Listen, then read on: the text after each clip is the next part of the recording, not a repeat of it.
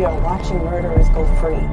They hide behind their badges, they hide behind their white privilege, and they use the excuse that they fear for their lives to murder our young people in cold blood.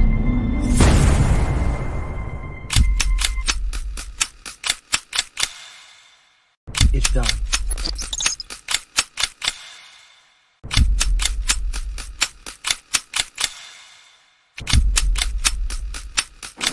Ex, my brother. No. Don't think about it. All you self-righteous assholes do is march and destroy your own communities. Killing me won't change a goddamn thing.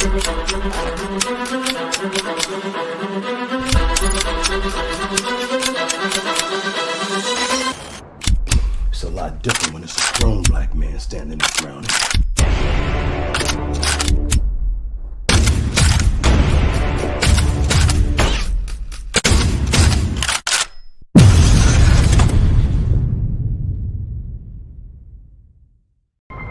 You're watching America This Morning, America's #1 early morning. Time after time after time, we are watching murderers go free. They hide behind their badges, they hide behind their white privilege, and they use the excuse that they fear for their lives to murder our young people in cold blood.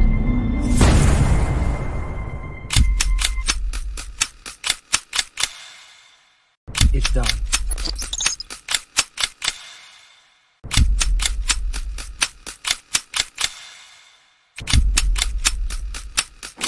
Ex, my brother. No.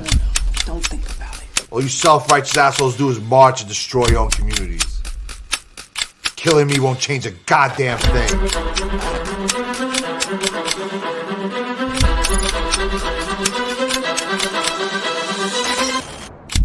It's a lot different when it's a grown black man standing there frowning.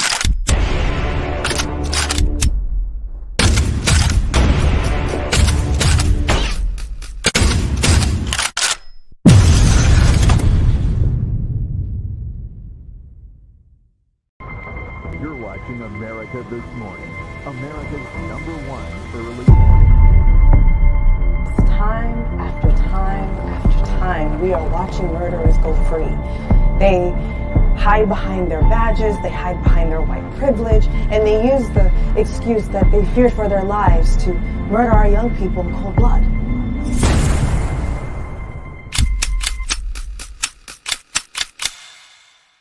It's done.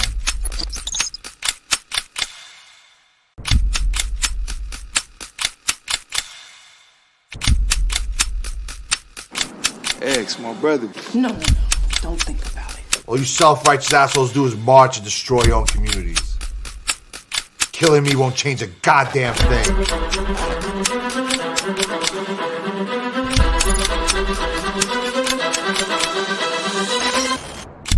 It's a lot different when it's a grown black man standing there frowning.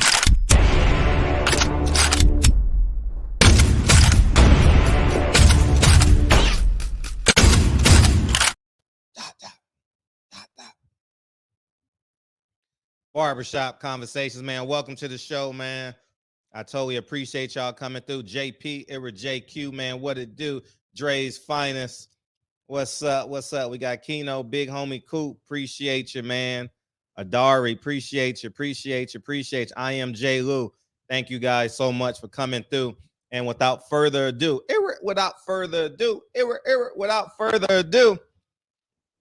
Lincoln Curtis Gerald Hawthorne.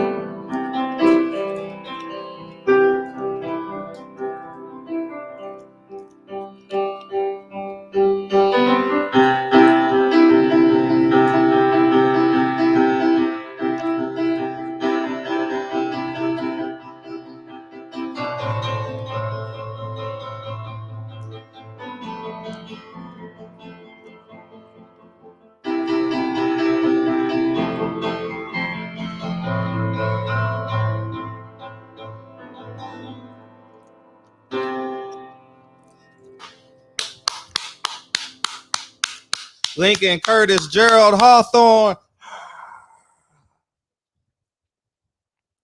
Appreciate y'all. Welcome to the show, man. I appreciate you, man. Yeah, man. You putting in the work. You getting better and better. You know what I mean? Finger by finger, getting better and better. You're a great young man. You're a beautiful young woman. Appreciate y'all. See y'all in 2 hours. Come back at 9. Leave the door open. Appreciate y'all, man. Anyways, man. Yeah. So I appreciate y'all coming through tonight. There's some boxing news that went on. I want to get out the way. He said he's no Rachel. I said, neither are you, because you read that. Stupid motherfucker. Anyways, man. Floyd Mayweather said, son, I want to talk about this before we get into Jay Morrison as the room fill in.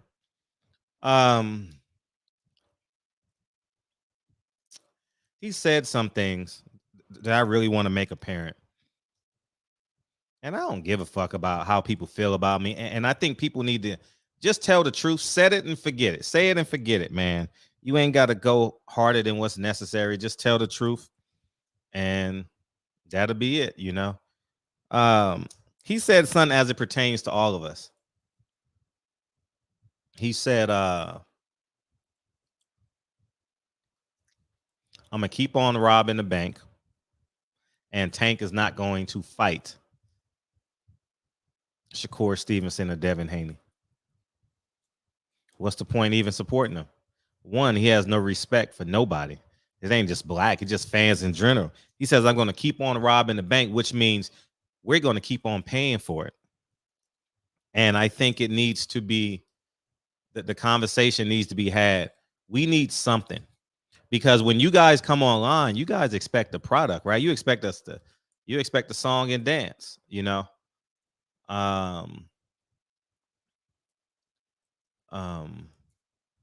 As a Man Thinketh was a hell of a book that you can read in less than 1 hour. As a Man Thinketh, awesome book.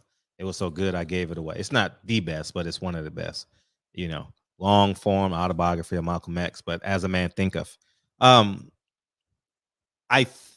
it's not a matter of thinking anymore. He's telling you that he's a pimp. He's telling you that we are his hoes. And guess what? We're going to continue to be hoes because you know what? Floyd's the greatest fighter in the world. He's black. How about your last name, you stupid piece of shit? How about your last name? What's up with your last name? What's up with the woman that lays next to you at night? What's up with those 2 little kids that need school clothes? Or your family vacation that you've been putting off for years because you say you can't afford it, but you'll jump up and pay $100 for a pay-per-view, right? So it's no way I would buy another Floyd Mayweather event because he looks at me like a hoe. That's all. And I don't spend my money where it's unappreciated. I don't care if you're black. Obviously, Floyd's black, white, anything. I don't sit in front of a store like Jamel Charlo and say, I spent thousands of dollars here. You're going to respect me. No, that respect is gone, Jamel. I'm not picking on Jamel. It was just on his YouTube channel a few years back. And I think it's time to tell Floyd, either be a human or kick rocks. Because all he wants to do is pimp us. I'm going to keep on robbing the bank. Go overseas and rob the bank, man. Because you're not robbing the bank, you stupid fuck. You're Jesse Owens racing a horse. And he doesn't understand that.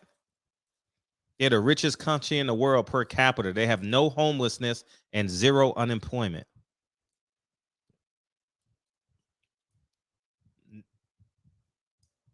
So let him go over there and get the money. Go over there and be a horse. Be a 45-year-old horse. Enjoy that. I don't want to do that. No. And I'm sure neither one. Well, there may be. I can't say neither one of us, but we got some people that got the slave mentality. Man, just pay me. Just pay me. I'll do anything. As long as you're getting paid, you get the bag, dog. You get the bag. It's all about the bag. Now I can go stun on another nigga and pretend I'm richer than him. But he got 2 kids in the family, 3 kids in the family, and a wife and a grandmother and a grandfather. And you got $13,000 and you claiming you more rich than him.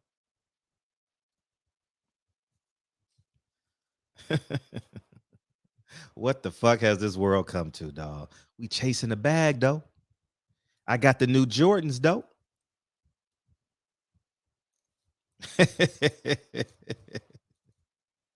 you know what's Rodriguez? Welcome to the show, man. I've never seen that name before. Rodriguez Jackson TV. That's an interesting name.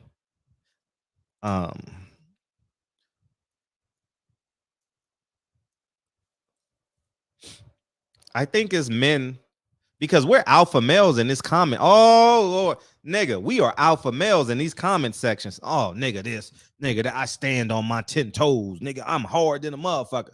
I take care of everything. You know what I mean? My brother, nigga, in real life, we hiding like a motherfucker.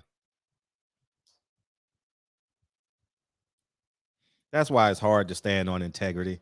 You know what I mean? Showtime steals my movie. You know what I mean? Al Heyman profits off of racism. I don't really care about the white people, dog. Don't really care about them. They're science projects. According to the Nation of Islam, they science projects. You know what I mean? I used to be, I ain't gonna lie, I used to pretend to be dumb when they were talking about that, when the Nation of Islam members call in, I was pretending to be dumb. You know what I mean? He think he this. Oh, yeah. I let them have their day. But white people didn't come from a scientist, man. White people came from God, man. If you believe in Jesus, Yahshua, Jehovah, Allah, Jesus, Christo. Fred in his bag tonight, man, because Floyd Mayweather and Jay Morrison, they mirror each other. Arrogant, selfish, and finds loopholes to monetize. Very much so. And sometimes arrogance can be good. I had to be arrogant when I was a media member. What's up, champ? I had to be arrogant. I had to force my way through. And I did. Hence why I'm a powerful voice in boxing.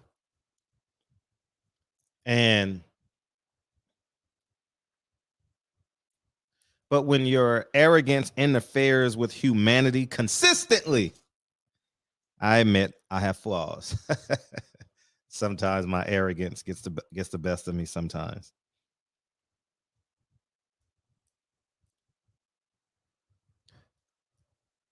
But when you have a man who values money and hoes over fatherhood, why you respect him? Why you respect a man that says, my kids can't run my business, they smoke too much weed? He was talking about his boys. That means you wasn't home? Because you never drank, never smoked. Why they didn't adopt your habits? Y'all motherfuckers calling a man great. A man ain't great. He has great talents, man. You only can be great if your children are great. That's the only way you can be great as a man, dog. If you have kids, excuse me. If you don't, I don't know what it is. Because I don't know. Oh, I know your deeds, if you don't have kids. And I think it's time for men to be men. I don't give a fuck how much money you have, how many movies you done did. I don't give a fuck what your title is.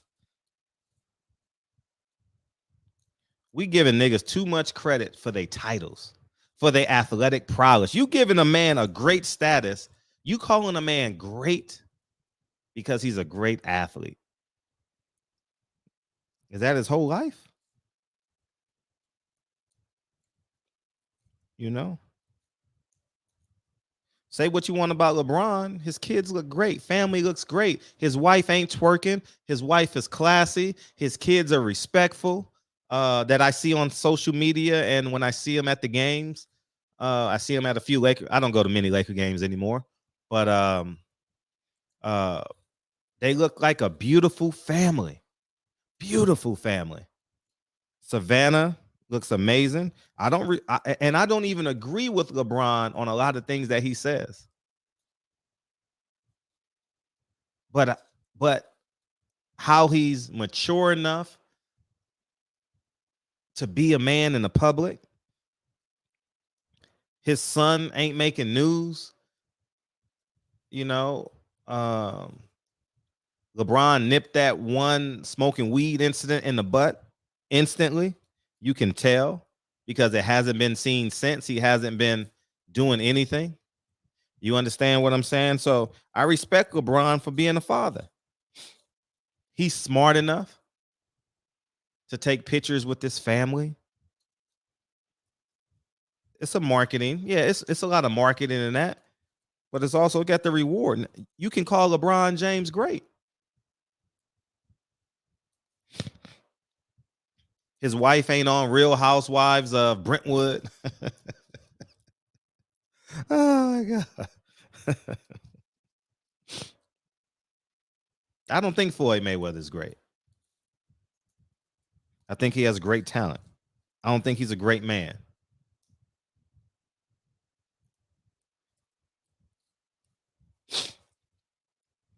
I've seen his daughter be one of the most disrespectful persons I've ever seen in my life, according to her age and the people that surrounds her. No respect. And she got her reward. She's the 8th baby mama of a man that doesn't care about her. She's crying on social media, begging for his attention. And I'm not picking on her. I'm talking about the attributes of the lack of fatherhood that we have in our community. It just doesn't show up in Bloods and Crips.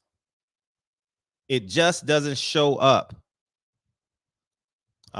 It just doesn't show up in how you say it? Bloods and Crips and gangs. No, he doesn't bother me. It's the most polarizing name I can use to get your fucking attention, you stupid as fuck. That's it. Just like when I use Al Heyman's name, y'all in full attention. Fred hating now. I'm not going to spend the whole show talking about Floyd. I'm getting y'all attention.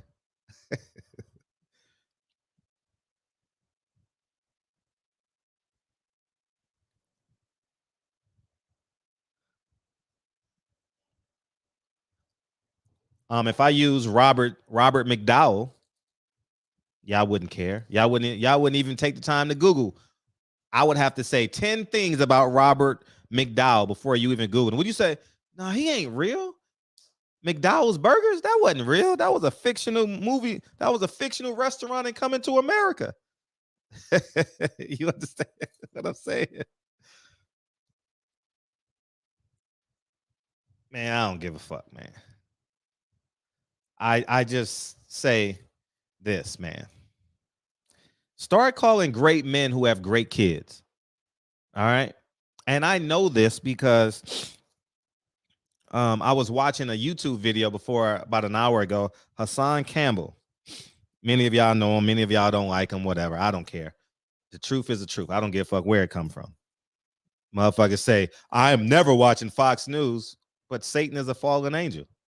So Satan told the truth 90% of the time.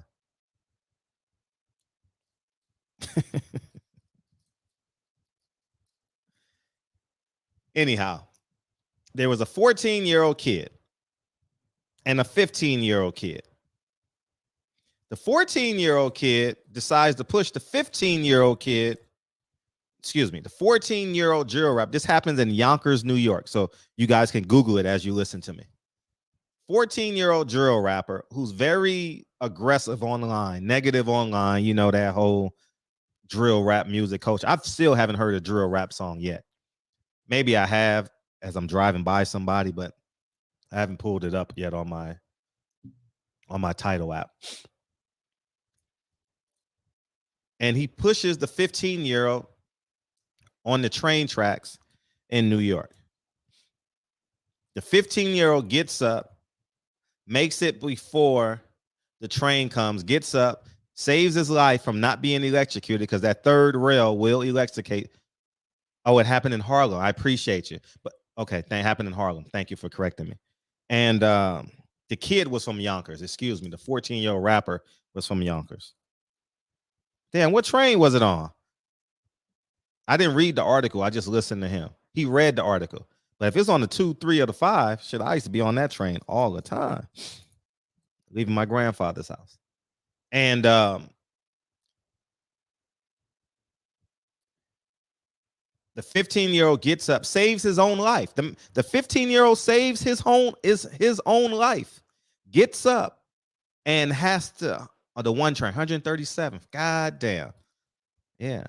So 137. Do you get on the train? Don't you get on the train at 135th? Somewhere in there? Okay. But I don't know what street it's on. I'm thinking of Malcolm X Boulevard, formerly and also known as Lenox Ave. And the 15-year-old got to get up and face the music. I repeat, that 15-year-old got to get up off the train track, save his own life, and face the music. So what does the 15-year-old do? He stabs him.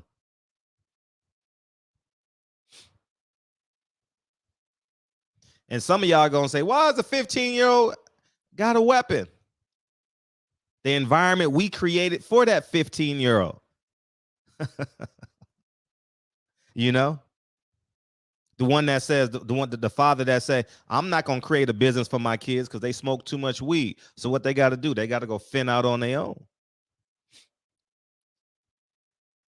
Those type of parents. He gets up, stabs the 14-year-old. The 14-year-old runs, passes out, and was pronounced dead at the hospital. Now the 15-year-old was arrested. The 15-year-old was arrested, y'all. Now he may get off. I'm willing to suspect he'll get off. There's video footage probably if the story plays out the way it is, because it's a form of self-defense. Now people are gonna say, why he doesn't have a knife? Because we created the environment. If it's in Harlem in the 30s, on 35th, 39, we created. My cousin killed he's been convicted of it. My cousin killed people on the Lenox Ave. So I can say that he's been convicted of it already. He did his time.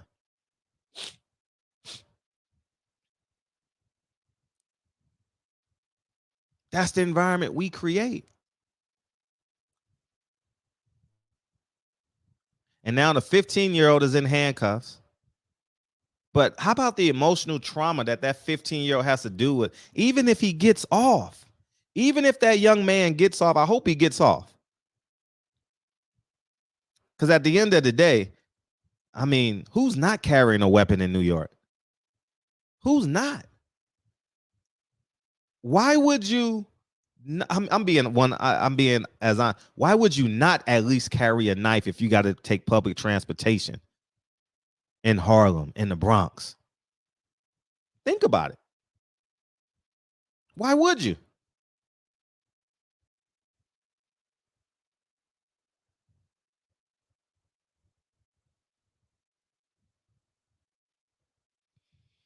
Why would you? Well, I mean, it's only right. That's par for course. As a matter of fact, the last time I caught a train, I put my wallet and my cell phone in my front pocket. I had a backpack on or something. No, that was years ago.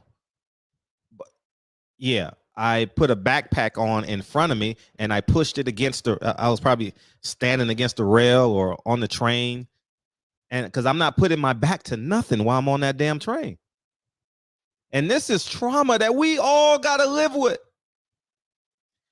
Whether you're catching the blue line in LA or the number 1 in Harlem and everything in between. And you know what we do? We do violent challenges like, hey, see if my son can go fight this little boy outside. That's problem solving. A fight is a solution to a problem. Do we understand that? Or are we just not getting it? So the parent is going to pretend like she wants to fight to see if her child is tough. I want to see if my child, I'm not raising my child to be tough. I'm raising my child to be the most articulate, intelligent problem solver of all time. I pray my son never gets into a fight. And when he turns 21, he's going to be a gun owner. I'm not raising my kid to fight in these streets. I'm teaching my kid self-defense. As soon as he's old enough to go with me to the gun range, he's going with me to the gun range. And the day he turns 21, I ain't taking him to Vegas like y'all niggas gonna take y'all kids to Vegas. Nah. We going over here to Red Storm over here in, where's the city? In Glendora, where I bought my last gun, black-owned gun store. I'm going to go there. Firearms, Red Storm Firearms. I'm going to go there. And I'm going to give him a little Ruger.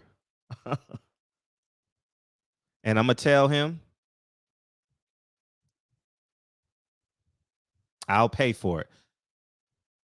Keep it on you. It's only a misdemeanor, young man. and I'm being candidly honest. It's a big city. And it's not, and I'm not a motherfucking gun expert or nothing like that. I believe in self-defense. But the reason why we have to do that is because Floyd Mayweather said his kids smoke too much weed, so they can't run his business. They can't run his empire. So you know what the young kid goes? He got to go fend for himself. He goes and becomes a rapper. Ironically enough, that's what Floyd Mayweather's son became, a pot-smoking rapper. And what did this kid become, 14 and 15? A pot-smoking rapper. There's similarities. You guys fell in love with the money and the cap. That's what you guys fell in love with. Instead of seeing the parallels.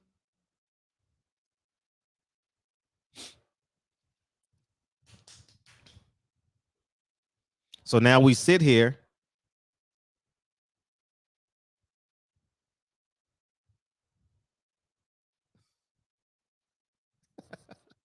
Man, get the fuck out of here, man. Come on, man. Hey.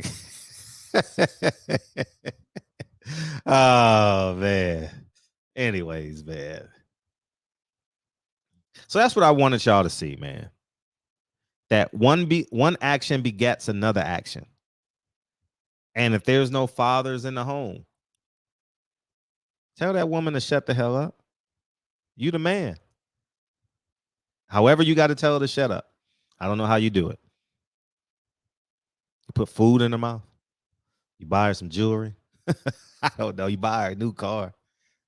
You fuck her brains out. I don't know. However you tell your woman to shut up, you tell her to shut up and you leave your house. I don't know. Or it's just a word, simple word. Shh. You know what I mean? So that's why I started with Floyd Mayweather, to get y'all dumbasses' attention, in case anybody was wondering. All right, Jay Morrison, y'all. So I would play his video, but I don't know him well enough. He might strike my channel, and I don't really get in it petty, but feel free to go to his channel and y'all can read. He said I was clout chasing and clickbaiting for clicks. He don't know I'm more popular than him on YouTube. He has no idea. He has no idea. But it's okay, because I don't really care about that. Let me open up these phone lines too, because I don't really care about that. We went back to the future. Feel free to call in, because we may have some stories out there that may need to be heard. And let me invite people in, because maybe some people with some stories. Why are you targeting herb? Any drug that changes the contour of your body is not good. Aspirin, marijuana, you know what I mean? Oh yeah, they definitely gonna do that for sure. So, oh yeah, and I saw you KP with Casey. I was really close. Me and my business partner actually was just gonna blindly donate. We were gonna blindly donate. Blindly. We were gonna.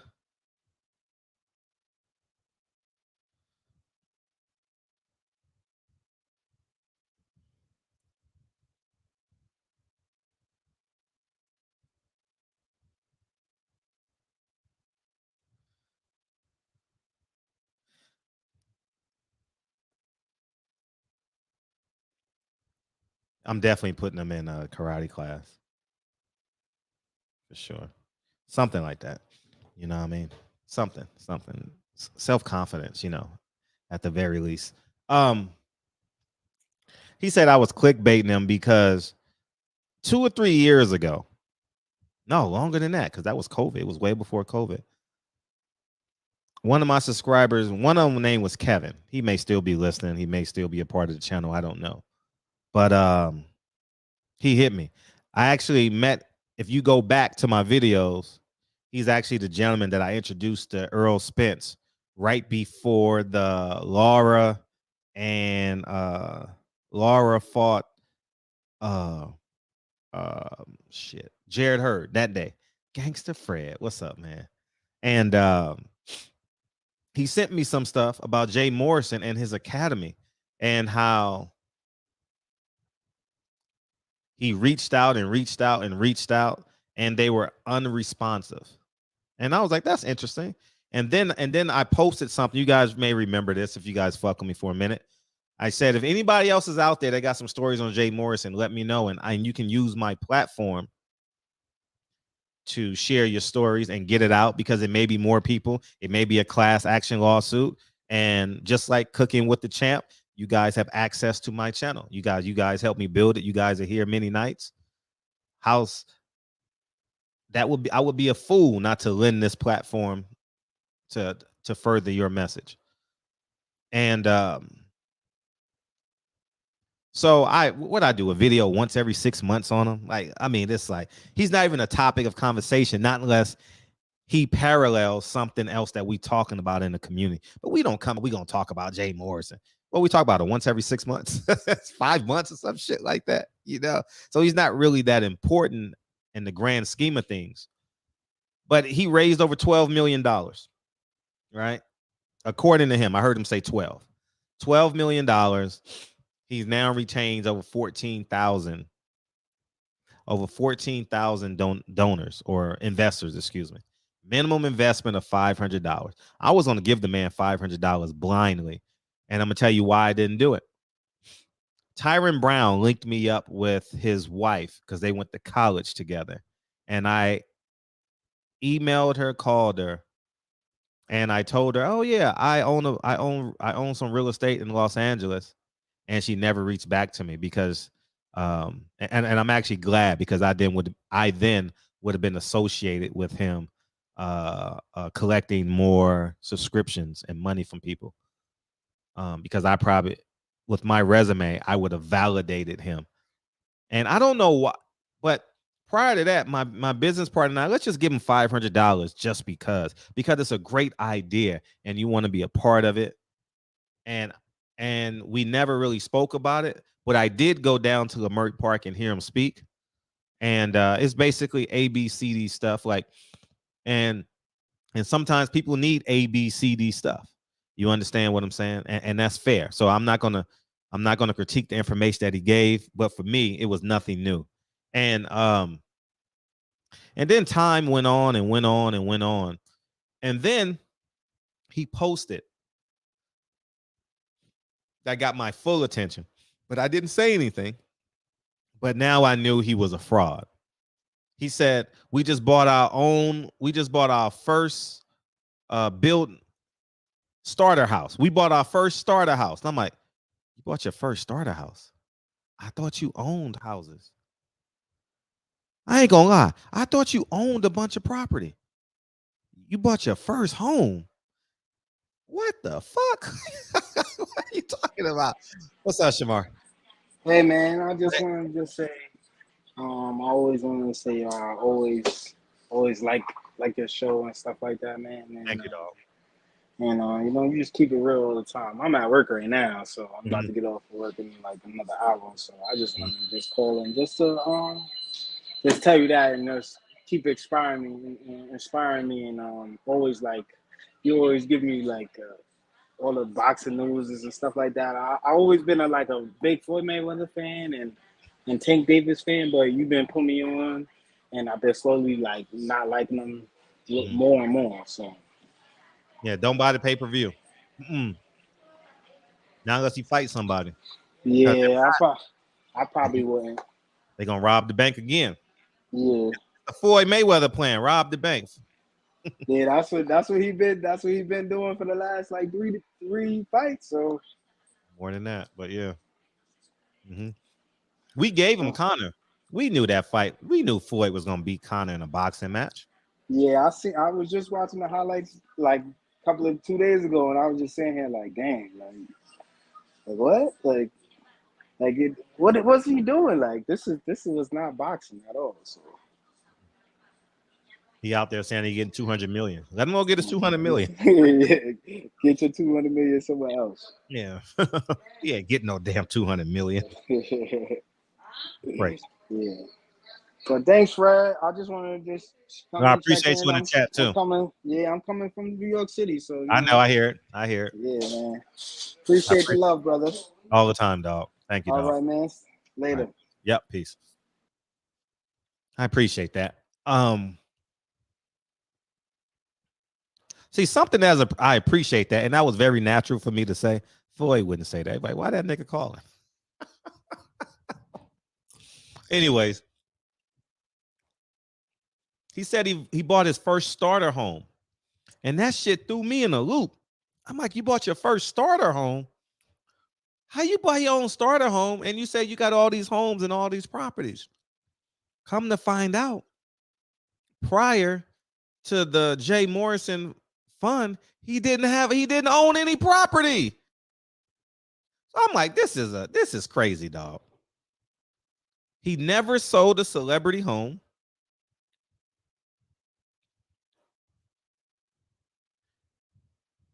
And he's going around the country saying that he's a real estate mogul. Remember, he was a real estate mogul prior to the Tulsa Real Estate Fund, prior to the J. Morrison Academy.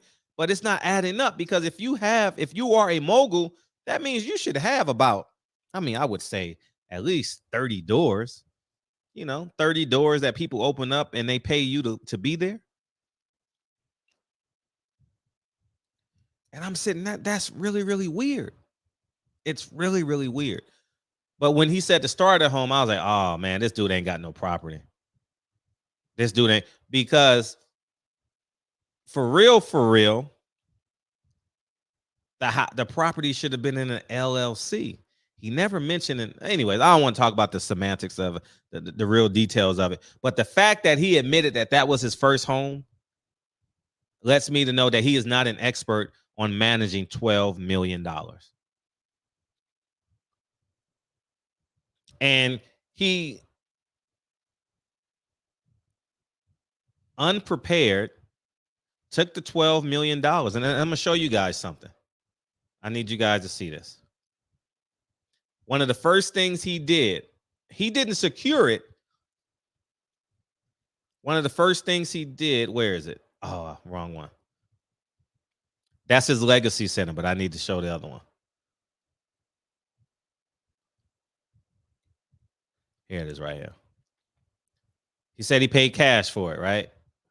One of the first things he did was spend over $2 million on a legacy center that he built or refurbished. So if he made $12 million, he took two or 3 million. I'm gonna say 3 million because you got to get it zoned. Maybe you got to get it rezoned. You got to get a architect in there to redo the plans. You can't get a property that big and the city not get involved somehow, some way.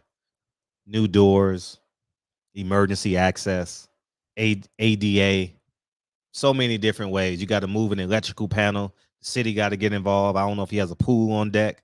You know what I mean? So many different ways the city got to get involved, right? You moving concrete. You drive by the city, here's the machine. You know, they're going to pull up on you for sure. They're going to check the wiring, make sure you ain't did nothing new.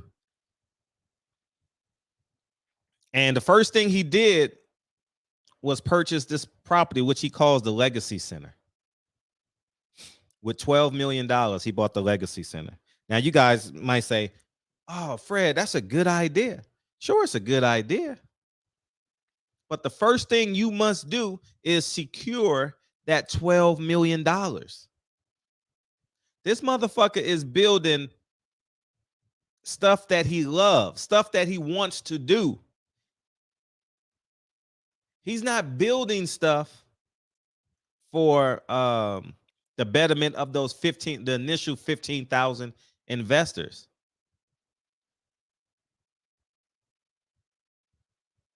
His now wife Ernestine has a production studio because it's something that she wanted. She wanted to be a movie star.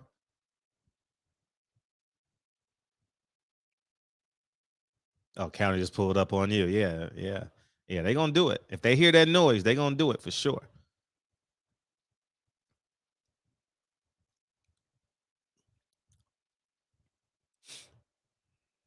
So that's $3 million gone. Taxes, and you got to pay those taxes every year. He just bought that. So that, let's just say I could have looked at the history of the building. Let's see what he paid for it.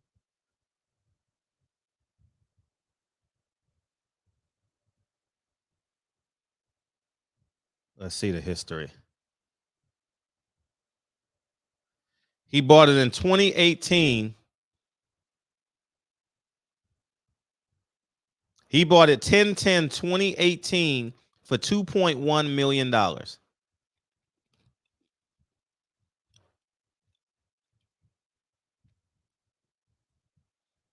He's lost $41,000 on it.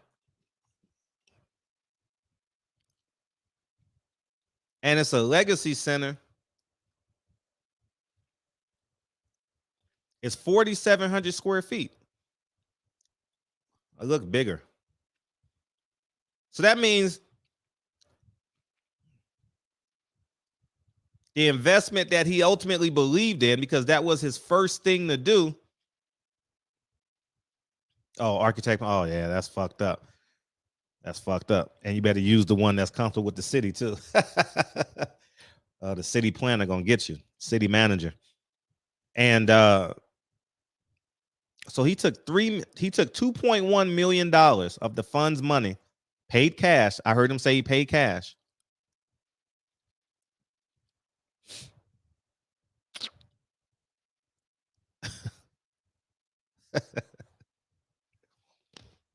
And it hasn't made any money. Taxes on 2.1 million is probably about $27,000 a year. Every December, this man got to pay $27,000. That's probably what it would be in California. So the state tax may be a little bit different, but that's probably what he has to pay somewhere around there. So that means it's $9 million left, right? I ain't done yet. I don't really care about his personality at all. 0% do I care. Don't care. I don't care that he has a big personality. He deserves it. God gave it to him. Good for him. But I want you guys to hear something else. Here it is right here. Not only is his flagship Black House failing, it's lost $41,000 in value.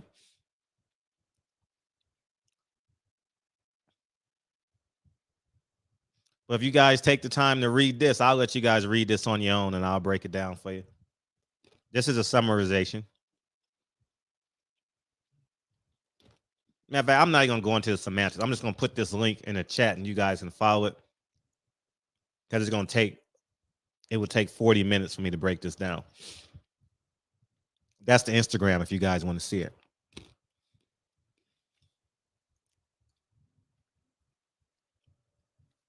Every investment that he has, except one, has foreclosed on him. Read it. I'll swipe right for you.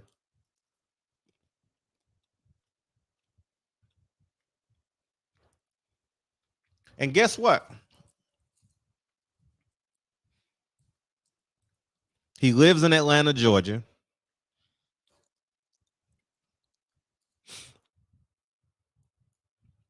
I don't know how you can't scale $12 million in Atlanta, Georgia, or in the surrounding, in Georgia, period. He's going to Cincinnati, Nashville, all these other cities where he has no protection. And what I mean by protection is, say you want to remodel. How are you going to get someone to help you remodel?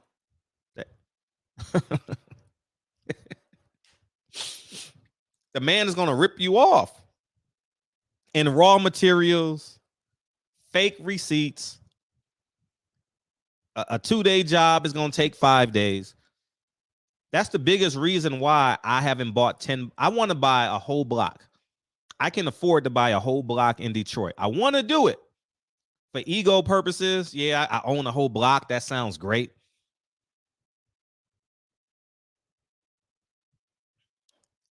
But it don't make sense. I can't protect the property. So he's just hot pot. He's just hot shotting with people's money.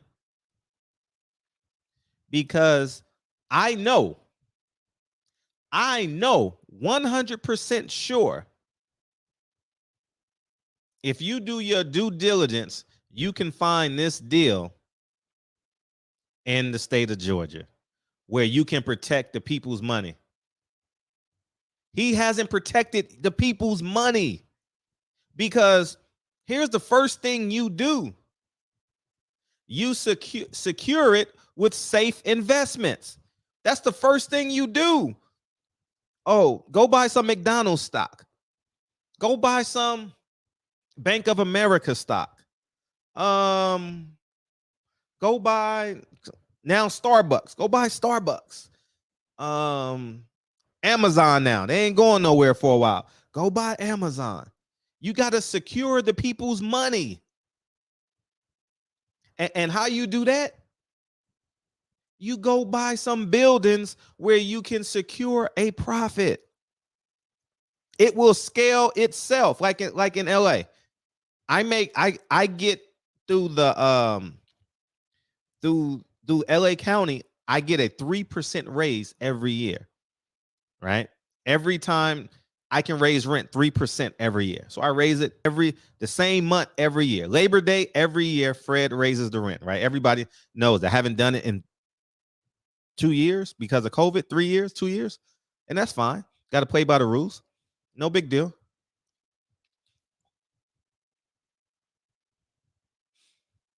Yeah, the contractor gonna get you. So what he should have did was secure the property. He probably could have went the stock route. But here's what's going on. He's the funds manager. And it's nothing that, so when people say, when he say he's passed by the government, the DOJ and all that, that is true. He probably has. And that doesn't mean he's not immoral.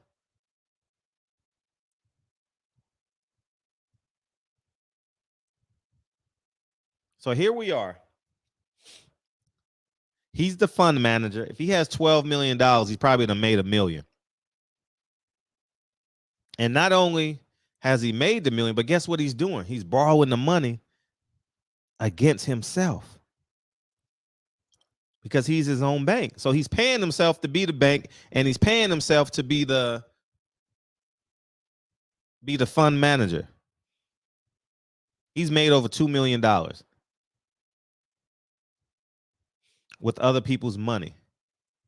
He didn't reinvest his salary because that's what a good investor would do to show faith in what's going on. I'm going to reinvest. My salary is this. I will reinvest my money to give the other investors confidence that I'm all in. He's legally robbing the people. There's no hope for this. There is no hope for the Tulsa real estate fund. There's no hope. Zero hope. Because he currently doesn't have the capital to rebound. Not unless he gets a windfall. He has no equity in the Black House. No equity. He's just paying interest. He's probably paying interest. Oh no, he paid the cash. So he does have equity. He could sell the Black House. But if he sells the Black House, people know it's going to fail. That's his last move, is to pull against the Black House. He can pull 70, 80%, depending on the bank. Take that 75% is 1.5. Take that $1.4 million and make some moves. But he got to be exact. But because he's only making the move with $1.5 million, guess what? There will be no dividends returned. He can't put out dividends.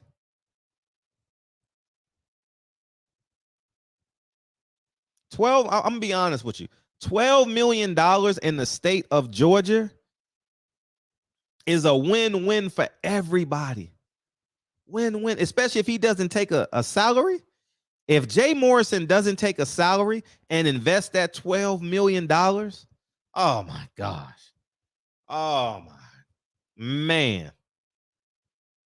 $12 million in Georgia, man.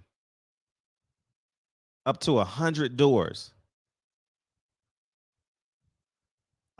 $12 million is probably $120 million in bank credit. Imagine that, right? If you leverage it. If you leverage that, that's 10%. So you add 90% to it, that's 120 million. So he had between 100 and 120 million bank's money, FDIC secured. He could have took out some, man, oh my God. But he probably already did it, but used it for selfish gains. It's all going to come out in the wash in 2 or 3 years. He's hiding it a little bit. He's hoping that someone will pay him $500,000 to write a movie, do a book or something to save his ass. But you can't save $12 million. Who has a $12 million lick? There's no $12 million lick out there. Now, unless he's gonna box Floyd Mayweather, shit. I mean, Floyd making 200, he'll gladly give you 12. Right? You see what I'm saying? So that's what I wanted to explain to you guys, man. It's over. Not unless he hits the lottery. Not unless he takes $100,000 and goes to Atlantic City and hits something on Pag-Al or blackjack or something. That's the only way. But then you still got to hit 15 hands, 20 hands. If you bet $100,000 a hand, you know how impossible that shit is.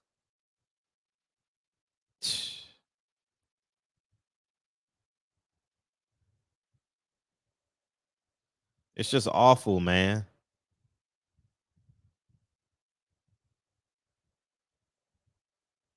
It's just awful, man. It's just awful. And people call, and it gets back to people call people great when they ain't seen them be great.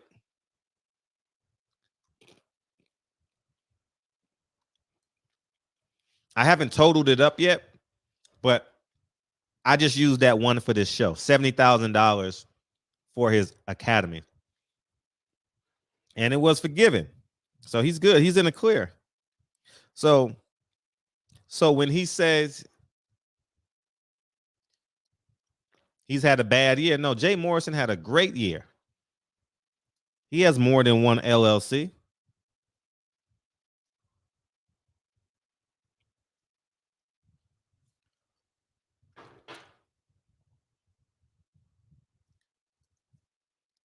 PPP was a great year for him. Donald Trump was his best friend for 2 years. Saved his ass. Right? And I'm not mad at him. But when he say we had it tough during COVID, man, COVID wasn't that bad. If you're doing the right thing, I'm talking about in terms of property and ownership. You know what I mean? You literally had time to build. You literally had time to build the house. I literally built the house from the ground up. Y'all saw it. If you were on my Instagram and my stories, you saw me build the house from March 2020 till the summer of basically last year. Summer of last year, July. And then you also saw me build a whole nother unit. Yep. I built the house in a unit, and then I built the unit in 3 months, and I built the house in a year. Moving at my time.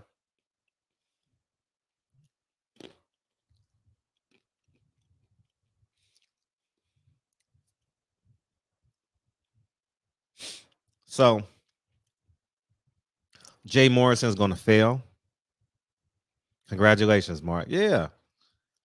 It was a good time to move in slow motion. Take your time. Because you know the world was going to pick up again. That's all. Yeah. The government gave you 50 days. The government gave you 50 days last year if you had COVID. 50 days. You guys got to get you an accountant. You guys got to read the updated tax laws every year. And thank God I had COVID way more than 50 days. Shit.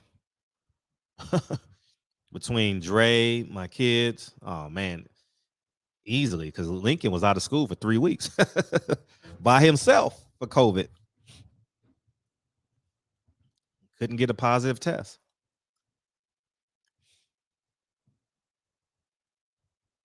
What I have COVID for, what, 10, 11 days? Y'all remember?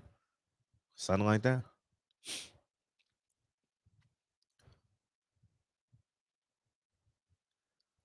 So this is why we got to do our due diligence. This is why.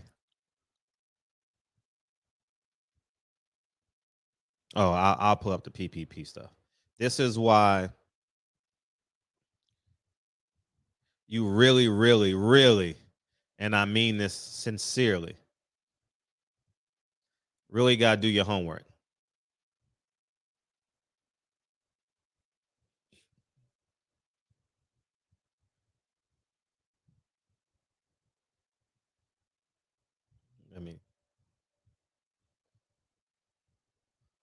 All right, let me drop this in so y'all can see it.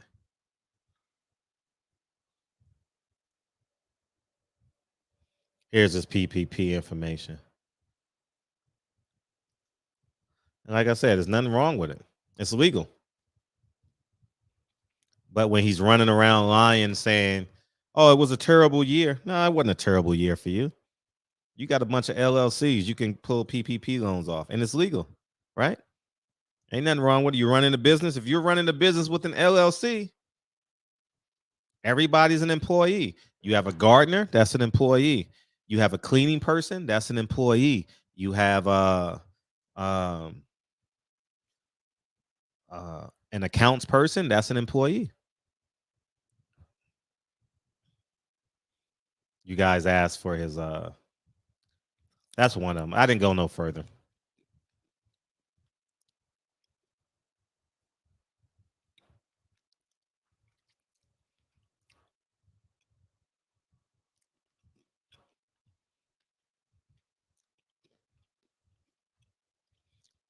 So you guys can screenshot that. Go ahead and screenshot it.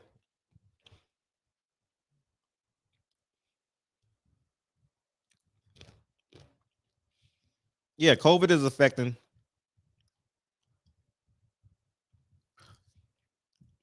Yeah, COVID is definitely impacting people. It's not a perfect world. I would agree. So I don't want to say that it happened to everybody. You know, like the food industry's definitely suffered. Food industry's definitely suffered. So, but the PPP stuff definitely helped out. If you had a business, you know what I mean? You worked there, your mom worked there, your niece worked there, your daughter worked there. You know what I mean? You the government allowed you to pay them. The cashier, the waiter, the waitresses, you know. Jay Morrison is a legal scammer. That's what he is.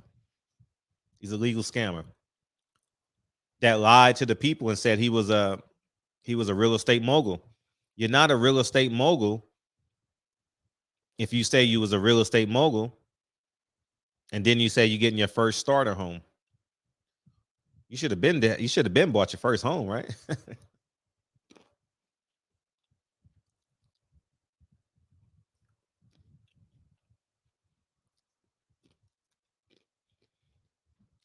This is why I shrink.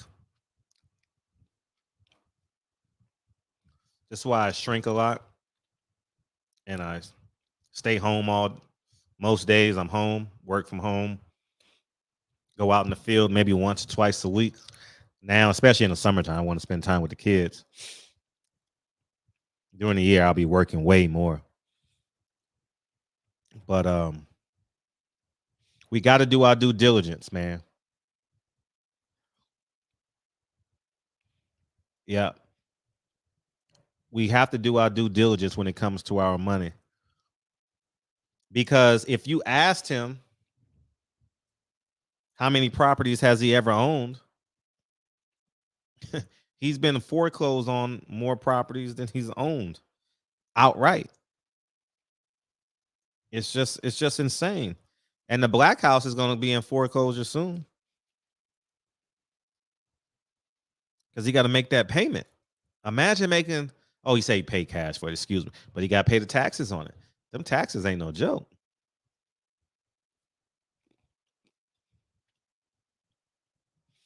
The gardening,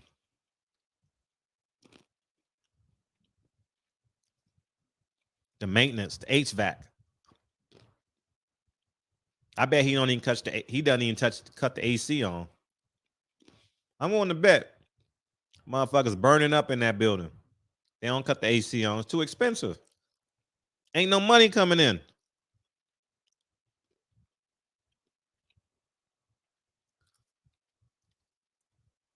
He took $12 million. And you know what the funny thing about it is?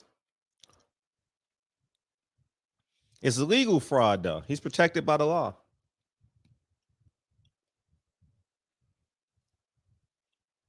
I celebrated with him that night. I was so happy for him that night. Nipsey Hussle invested in him. I remember that. And they were calling him Malcolm and Young Betty. I remember that. Young Malcolm. I remember that shit. He plays upon, like he called the Tulsa Real Estate Fund, because some people may think that he's going to reinvest in Tulsa, you know, stuff like that. But I remember that night. I was happy for him. I ain't lying. I was like, yeah, man, 12, get that million. And they were doing like a telethon and stuff like real similar to that. And I was just rooting for him. Wanted him to win.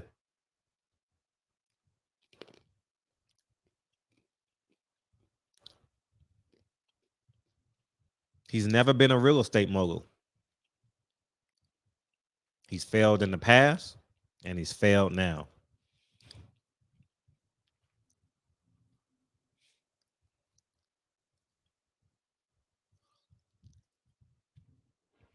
I don't know. But the Breakfast Club denounced him, though. The Breakfast Club called him a fraud.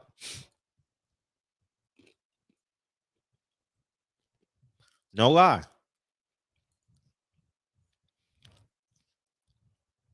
DJ Envy called him a fraud.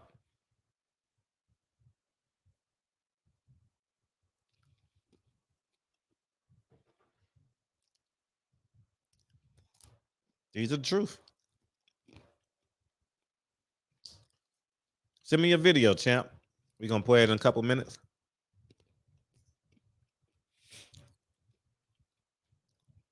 Out here defrauding the people, man, for the sake of so you can wear your Gucci flip-flops.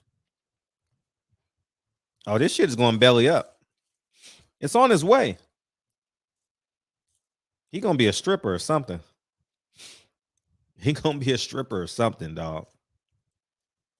Because I don't know how he's going to be able to secure $12 million over the next 3 to 5 years.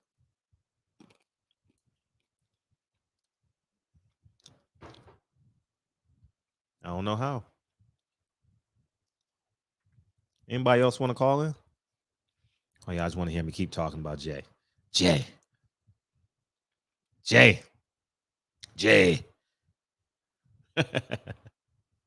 How would they say it in the mobster movie? Jay. I trusted you. I thought you were the one.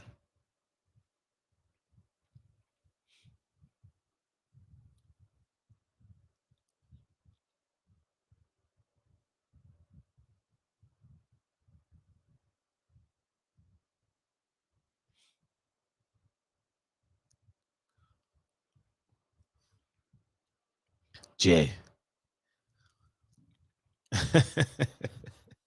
I was trying to create a scene from Godfather, but that didn't go over too well. Jay, what's up? Fred, I gotta ask him. Why do you say he has to secure the funds back in that timetable? He's got to pay people back. Yeah, he got to pay dividends. Oh, so he was like a hedge fund. Yeah, mm-hmm. It's a crowd fund. Mm-hmm.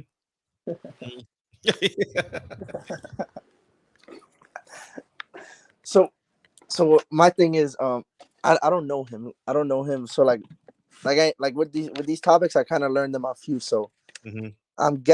You don't know exactly how he got like his start or like how people found out about him, because like that's just weird how like, because he said that you mentioned that he was with Nipsey, and like it's just like kind of weird how he doesn't have any experience when people give him this money. Yeah, but he sold it though. He was like I remember him sitting in the back of a Maybach selling. He's fake it till you make it. Yep, he's rich, and he's a celebrity. He's a celebrity guy, but a celebrity has never came out and said that he sold them a house. Exactly. He robbed a few NFL players. And they've came out and spoken publicly about it, I'm guessing. Yeah. Mm-hmm. Yeah. Two of them. Yeah, because in reality, bro, those NFL players, like, they're not doing it to, like, in reality, obviously they want to make money, but in reality, they're trying to help him out too. Mm-hmm. Like, that's why they gave him the money. Like, they could have went to anybody with financial. They literally can go to the owners of these teams and get the best financial people. They decided to go with this guy because I guess they believed in him. Yeah, you know who it was? Muhammad Wilkerson. I know exactly. Pay for the Jets and Missouri. Muhammad Wilkerson. 240. What's up? What's up, Fred? Hey, how you doing? All right, man. This Mark, man. All right, what's up? I mean, I hear you talking about Jay, but I want to know about your real estate journey. Oh, it's a long one. At some point, some way, somehow, though. I would love to hear it. I'm in Virginia. I own a bunch of properties, so every time you always mention that, I always put something in the comments like, I want to talk about it. Yeah. Now the short version is, I don't drink, I don't smoke, I don't buy everything goes towards investments. I'm frugal Fred. Everybody knows it. And I've done it for over a decade. Right. And now I live on an estate. You know, like I literally. How many acres? Damn near a full acre. That sounds like my journey, man. Yeah. And I just built on, took the family to 4 acres. Oh, congratulations. So you got more land out there. You have way more land. Yeah, you have way more land. What part of Virginia? And Stafford. Oh, okay. And me and my wife, we own hair salons too, so she work. She just go to work 1 day a week because she want to, but we both at home. No, you're doing it the right way. Yeah, we on autopilot with the properties and yeah. Business, so. That's why I'm more interested in hearing about that. I mean, I listen to the YouTube all the time. So thank you, dog. Yeah, I same thing you did. Put down my 10%.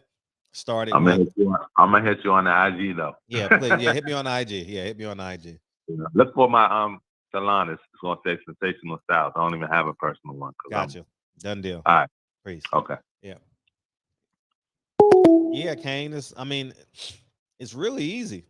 You know, save my money, put an investment. I mean, get the down payment. Down payment is 10% on the 4 units or less. Start there. Start there. You know, if an apartment building is 300,000, you only got to put down 30,000. Start there. Motherfuckers want to go to Taco Tuesday. Or go out on the club on Friday or Saturday. Tell you on that. Fred ain't doing that shit. Now I can. Now the last 40 years, y'all gonna say, man, Fred got a midlife crisis. No, nigga, I sacrificed my 20s. You got no midlife crisis. No. I just texted my business partner the other day. You want to take the families on a yacht? Want to rent a yacht for a day? That's what my brother always says. Yeah. You know, fuck.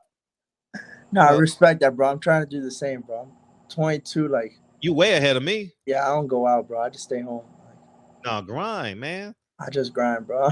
Like my parents want me to go out and stuff. Like I never go out. I'm just trying to get the bag. Yeah, you know what a guy told me? I'm not gonna mention his name because I got family and friends listening. But he told me, and here's what I should have did, and I'll tell you guys. He says, man, in your 20s, man, go drop a dime on it, man. Go pay for it and go home, man, and get back to work. Because that's the goal. Right? Pay for what? Come on, man. Oh, I know. Yeah, exactly. Yeah. Exactly. Bro, literally, exactly, bro. Mm-hmm. Pay for it and go home and get back to work. Because everything you do is for that, right? Yeah, because bro, in reality, like you're gonna spend more time chasing and wasting time texting when you could be making the bag. Like, bro, in reality, bro, you don't give a fuck about per day or this or that. Like, I mean, yeah, you gotta be nice and stuff, but like, bro, in the end of the day, like you're just trying to, like you said, handle the business and just get back to what you're trying to do. Mm-hmm. And it's legal somewhere in America, so it's legal everywhere. I mean, technically not legal, but I mean, yeah. For these clubs, what are they gonna tell you? Mm-hmm. Right. All right. So make it happen. Make it happen, Captain. You know what I mean? And get back to work. You know, because I mean, you got to build an empire, and it's not the money. It's the time it affords you. It's the freedom.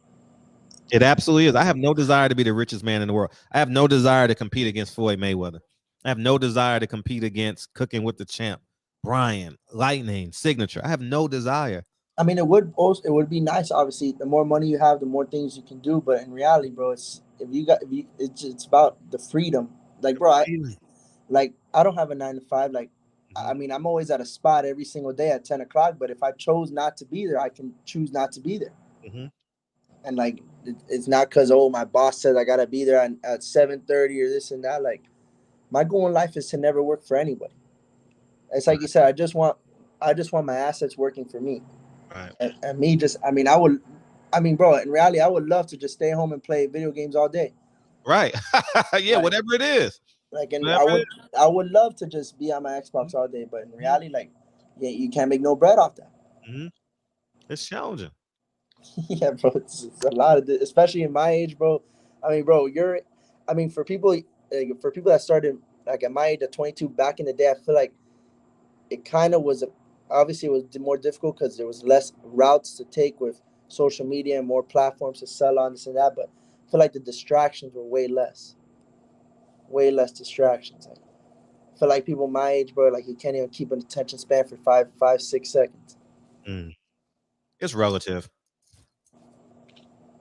Because back in the day, they didn't have no phones. They don't have to freaking watch. There's no TVs, no sticking around anything. Video games, like it's just grind or play outside, this or that. Like, honestly, like, we got so many luxuries now. Like, and then if you're blessed to be in the positions we are, you can afford the luxuries of watching multiple TVs, doing whatever you want, going out, this or that. It's like you said. It's like the best word is like you said, the discipline. You need discipline. Yep, discipline, and that's what I got. Discipline. I try to have it. I think I have it. My discipline is unreal. I mean pistachios instead of potato chips. That's why I eat pistachios, dog, because potato chips. I love potato chips, but I can't eat them motherfuckers every day. You're right about that. You know what I mean? So I eat pistachios. I buy 5 bags a time when I go to Costco. And it's a meal replacement too. Exactly. Mm-hmm. So let me take this call. 202. What's up, man? Good. What's up? Hey, I got a quick little question. Yeah, please. Let's say you got $1,000, Fred. You got $1,000 to your name. Mm-hmm. You don't have none of the wealth that you're talking about now. Real estate, nothing. You just a guy with $1,000. Mm-hmm. And I'm coming in a little bit, few dollars soon. Mm-hmm. Like, what would you do that? What would you put that $1,000 into? Well, you high risk or low risk? What do you want? Man, I ain't gonna let you. Man, I'm gonna tell you this, man. I'm the scariest dude in the world when it comes to putting up money and risking it. Well, but I mean, I will try if it's something that you really easy. can direct me. It's easy. Do a seasonal investment. So, for example, if Christmas is coming, do your research on what do you think is going to be hot. Toys. Yeah.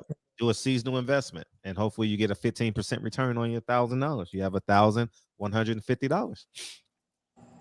Investment. How do you go about doing that? Well, just open up a Robinhood account, E-Trade. I mean, what's it called? There's so many, and the Ameritrade. Yeah, Ameritrade. That's what I was thinking of, Ameritrade. And but you go with the one that gives the most incentives. You'll learn it. I'm not gonna go through the incentives now, but you'll learn the incentives as you get familiar with it. But I mean, if you see, I was high risk, so I would play poker. I ain't gonna lie. I would take $1,000 to the poker room. I got to leave with 1,500. You know what I mean? I'm serious. Right. You know, but if you're not that type of risk taker, then I would do a seasonal stock and see how that goes. Okay. I appreciate that. Thanks. Mm-hmm. Yeah. Oh. Or if you just want to put it away for 2 years. Right. Or what's your passion? Yeah. Oh, I'm sorry. Go ahead. Yeah. For me, I haven't even really chosen the route yet. Mm-hmm. To be honest with you, the best thing you could honestly do is find something that you enjoy, that brings you happiness, and can make you money. Because in reality, in the end of the day, bro, when I'm making money, like it's fun to me. I don't know if Fred can say the same thing. Like it's not as. I mean, everybody wants to make money in life, but I mean, if you can do something where it's something that you know what to do and that you already have experience with, and like already like something that you're passionate about, like it obviously will come to you way easier. Mm-hmm. Okay. Yeah.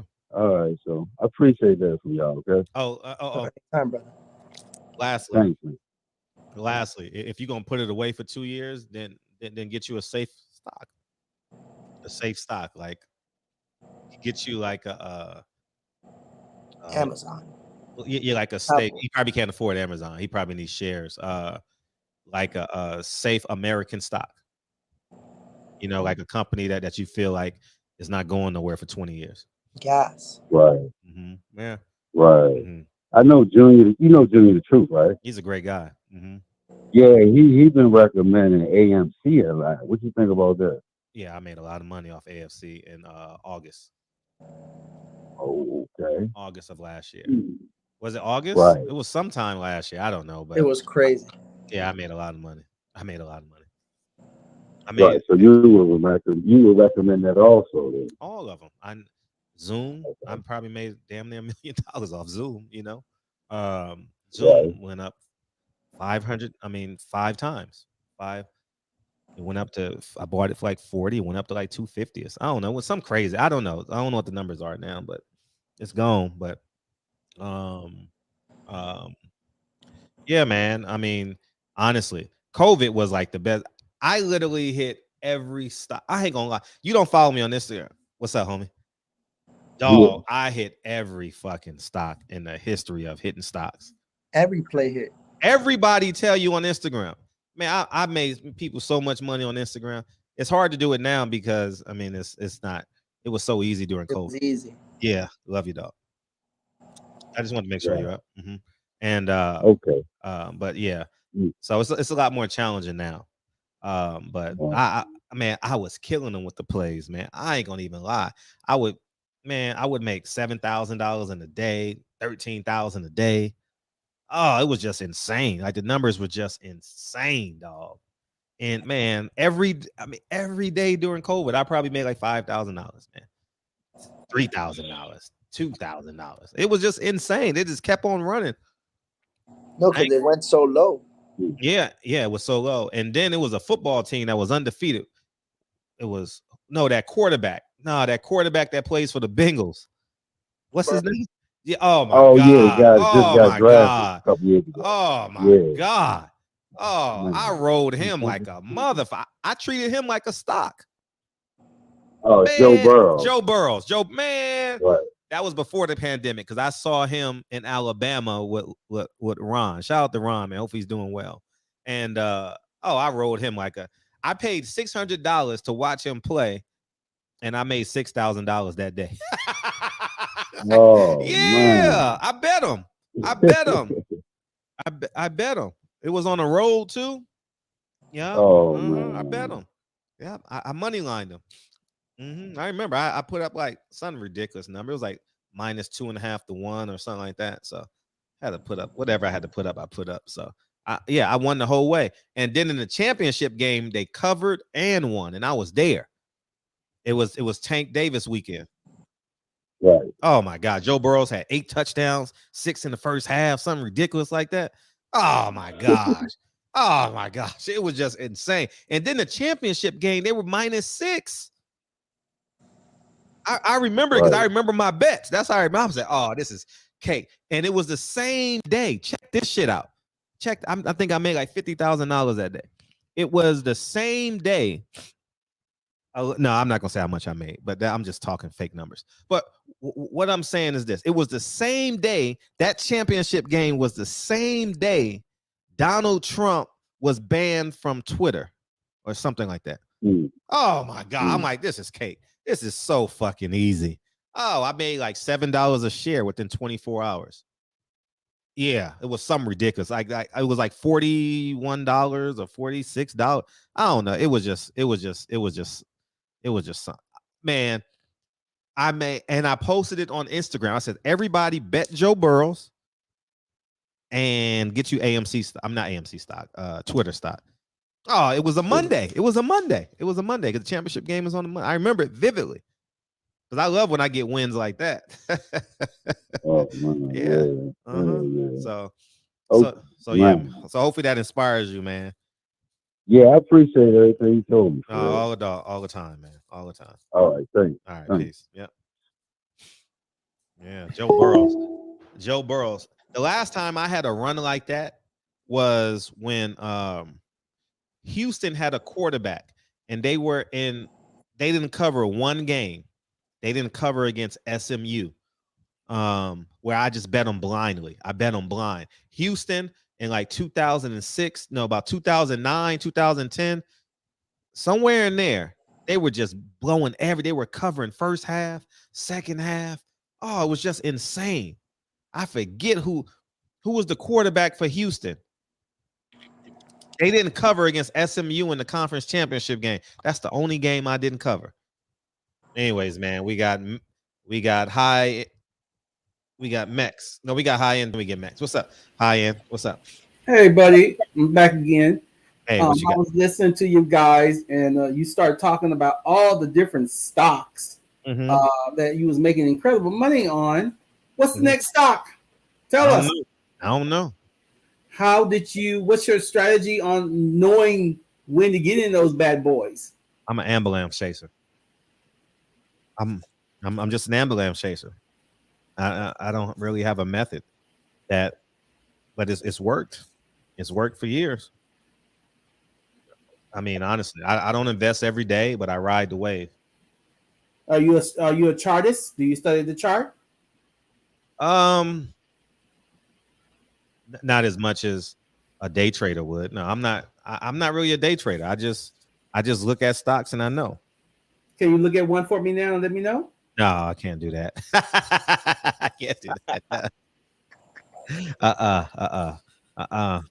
There's no stresses in my life. I don't want to get paid to be no one. No, it's no stress. Whatever I believe in, I'm gonna send it to you. I'm gonna post it, and if you want to go with it, you go with it. Where do you post it at? On my Instagram, but I haven't done it in like a month or two because I haven't. It's been so unstable. Okay. I should have jumped on the oil. My business partner made $250,000. Jumped on which stock? It was an oil stock, and he kept it, and he's up $250,000. Shit, something ridiculous, man. But I made money because I went with the airlines. He went with the oil. So. Well, that means God was with you. Yeah, man. Yeah, but yeah. He told me that the first summer of COVID. It was May of 2020. He told me buy this stock, and I'm like, nah. Okay, well, I'm gonna see if I can give me a Instagram account. Yeah, connect with you and connect with you on there, and just be eyeballing it for the next stock. Yeah. I appreciate it. All the time, dog. All the time. All right, I'll let somebody else come on. Y'all have a good night. I'm gonna be listening.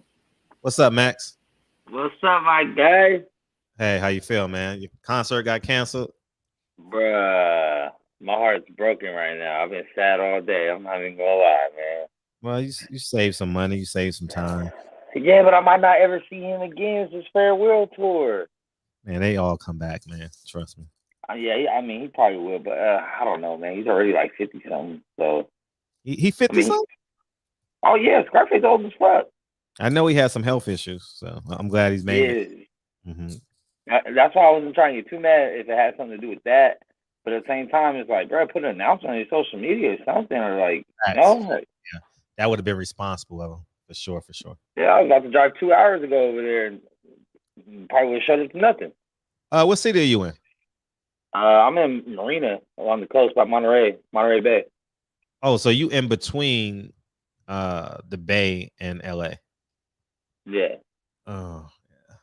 I've been to Monterey one time. Dre and I had when we bought her car, we took it up the coast. We took the PCH and we had a lunch there.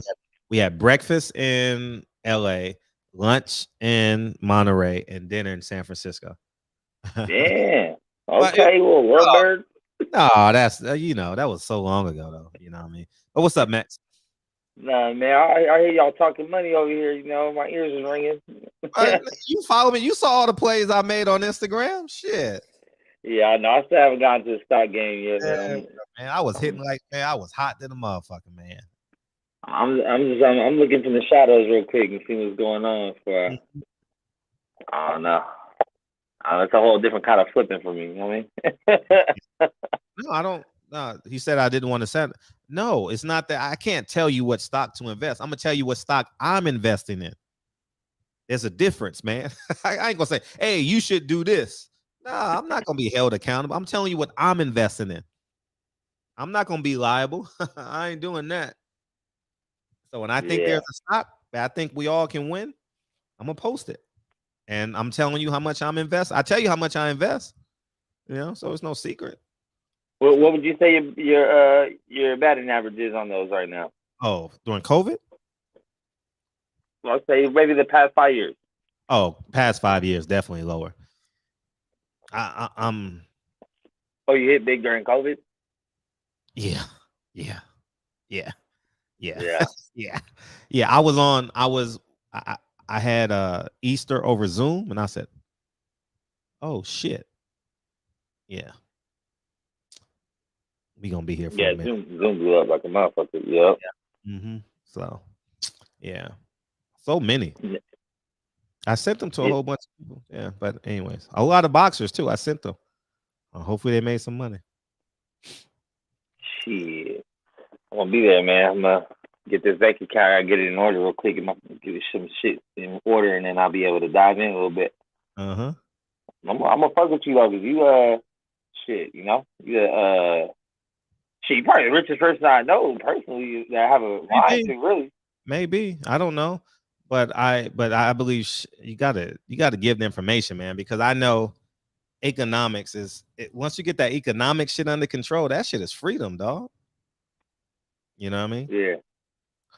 And I heard my boy Kane's right there. I'm on the same tip. I just want to get to that point in life where I don't have a boss anymore. I don't have to come in at a certain time. I don't gotta, you know, I could wiggle my schedule however. That's definitely the goal. Yeah. Which is why I chose the restaurant business to begin with waiting and bartending, because it's so easy to get shifts, get rid of shifts, and flexible schedule, do shit with the kid. But eventually, I just want to be able to do whatever the fuck I want. Eventually, I want to be able to have breakfast in LA, lunch in Monterey, you feel me, and dinner in Frisco too. So we'll be out here. But man, hey, I heard some crazy shit last night, Fred. About what? I don't know if you saw that part of my story, but I was told that I can't have an opinion on who the best rappers are. Yeah, I'm not black, I saw your stories. Oh my, bro, that's gotta be one of the most outlandish statements I've ever heard in my life, bro. Right. Oh man, but you know, I don't know, man. I don't know this YouTube shit's kind of funny style a little bit because who's didn't have him on? Well, I don't know if that. I think you broke up or I broke up. Me. Who said you couldn't have a comment on it? It was somebody on Mark Nash's panel. You know what I'm saying? It was talking some, the whole thing, racing, this and that. And hip hop ain't black. We ain't gotta. We are because here's the catch. See, it's two-sided. If we say hip hop is ours, then we're accountable for all the deaths. We're accountable. So I mean, hip hop is universal, man. Motherfucker, I listen to Jack Harlow damn near every day. Churchill Downs. I listen to that shit daily. I think Drake's first. We listen to Drake. Drake is half Jewish. You know what I mean? Right. Drake. Man, come on, man. J. Cole is white. J. Cole is white somewhere. He's light skinned. You know what I mean? He got some white in his family. Malcolm X is 25% white. I mean, we're all mixed by now. It's 2022. If you go down lineage, it's all mixed up. I don't know if he's 25%. His mom was half. Yeah, that makes him 25%. Yeah. I mean, I will say that hip hop is definitely black culture, but it's not exclusive. You know what I'm saying? Like, it's inclusive. It's always been. I would even venture to say blacks invented it, but we don't control the culture. You get what I'm saying? Like, it's not controlled by us because guess what? So many artists complain about their deals. Who's in charge of those deals? Yeah. Black people controlled by white people. Like, you got the Kevin Lyles, you got the Rick Rosses, you got Jay-Z, who's with Rock Nation, and so on and so forth. So they have black faces, but in reality, Yeah. I mean, you can. If you want to take another step, you can be like, I mean, it might have not got as big as it was mainstream if it wasn't for white people.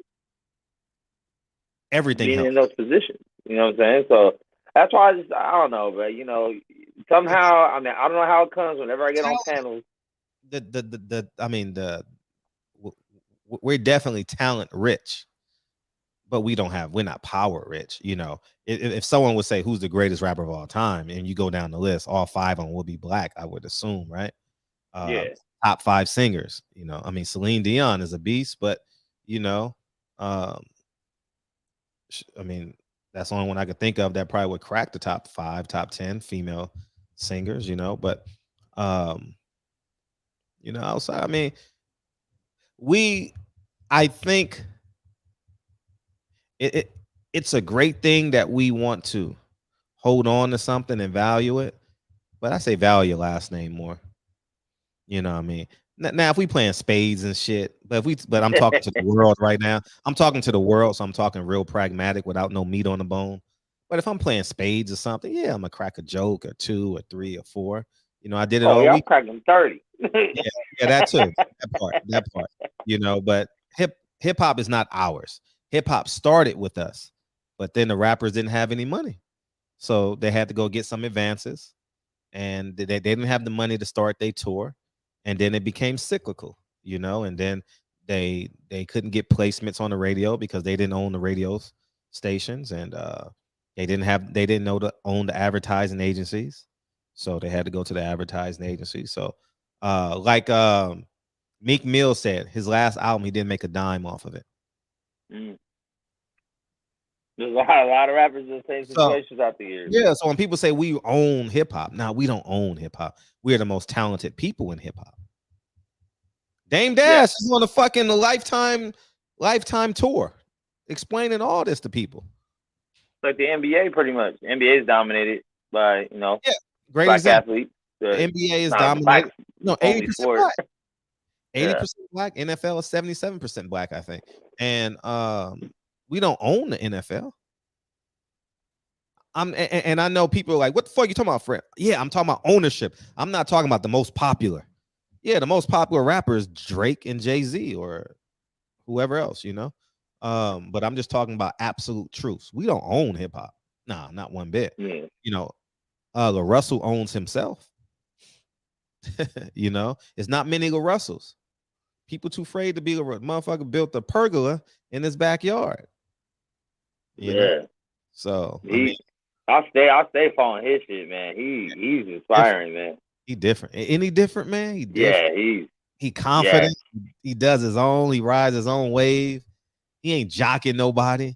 I love he ain't jocking nobody. Man, I just want somebody to hear my song. Nah, they gonna come to him. My sister kind of got out of hip hop for a little bit, and just recently she was like, "Who should I be listening to?" And I was like, "Oh, sis, you gotta listen to Russell. You gotta start right there real quick. That's from Cali, Bay. So you'll love the shit he's talking about. Like, different subject matter, everything. I fuck him tough. Yeah, he's different. I didn't like that Puff Daddy hug though. That shit was kind of weird. Did you see that? That shit was kind of weird to me, dog. It was like he was trying to. I was like, no, hold up. Why you hugging him like that, Diddy? Don't do that, man. That's you know why Diddy hugging him like that. Yeah. You know. And Russell can't say anything. He like, oh, I was like, hold up, put me down, man. Like, what are you doing? Put me down.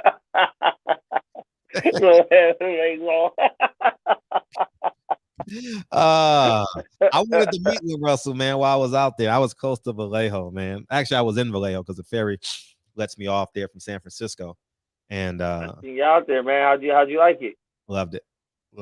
I mean, I don't really care about I was just spending time with people that I love, you know. And no, I seen that. You looked in your element. You look happy. Man, very happy, man. I love them dudes, man. We've been down since 96. 96, dog. Love those men. Love them. When I say I love those men, dog. Like, man. I know exactly how you feel because the girl I call my sis, like, I've known her since I was 12 years old. I'm 36, right. My longest friend. Right. I see her maybe once a year, once every 2, 3 sometimes, but every time, man, it's like soul cleanse. Right. You know what I mean? Right. You come back from those trips ready to take on the world. Right. Yeah. I felt like that. I did. And I saw their kids or your kids. You got that next generation. You know what I'm saying? Mm-hmm. That was good to see, man. It was beautiful. It was beautiful, man. I can't wait to host them next year. They're coming down here next year, so that'll be great. No, man. That'll be exciting. A lot of big moves. Oh, we gotta go watch Cooking with the Champ. My bad. Yeah, where's he at? My bad. Champion Heart. My bad, y'all. It's Tuesday.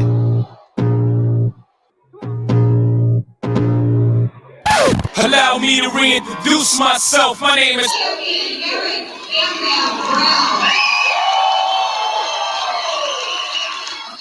Champion Heart.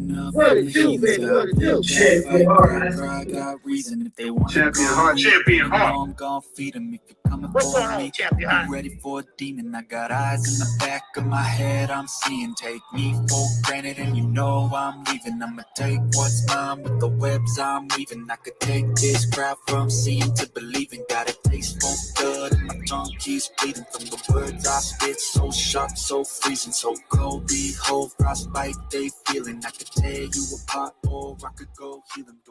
All right, thank you. Welcome to another episode of the Champ.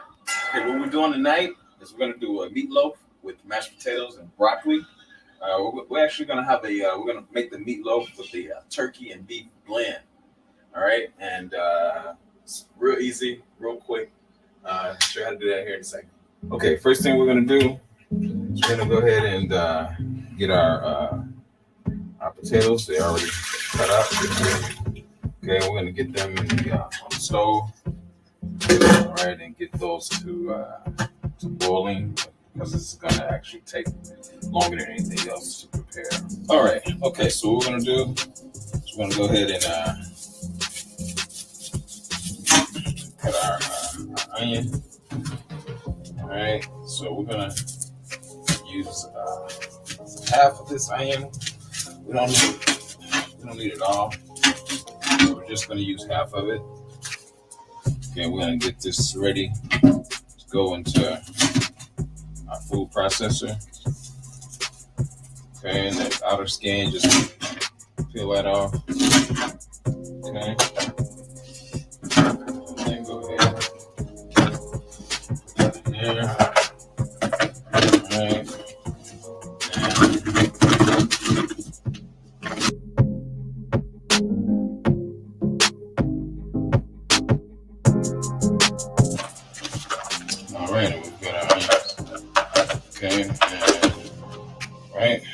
Same thing to our bell pepper.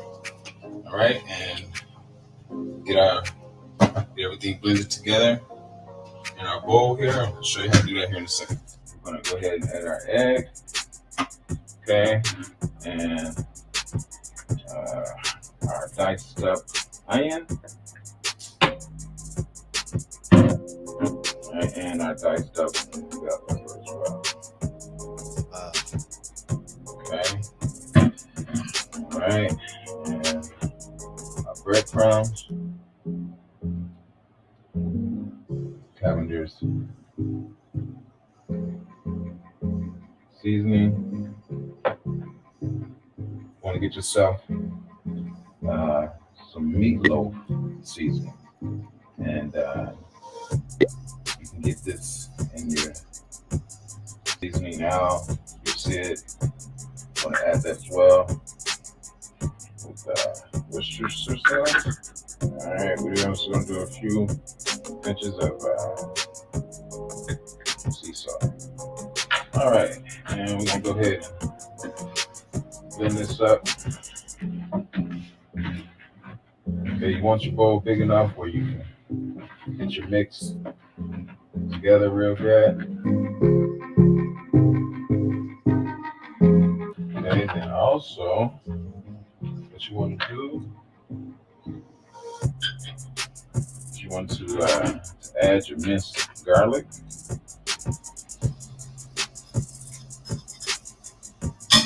All right.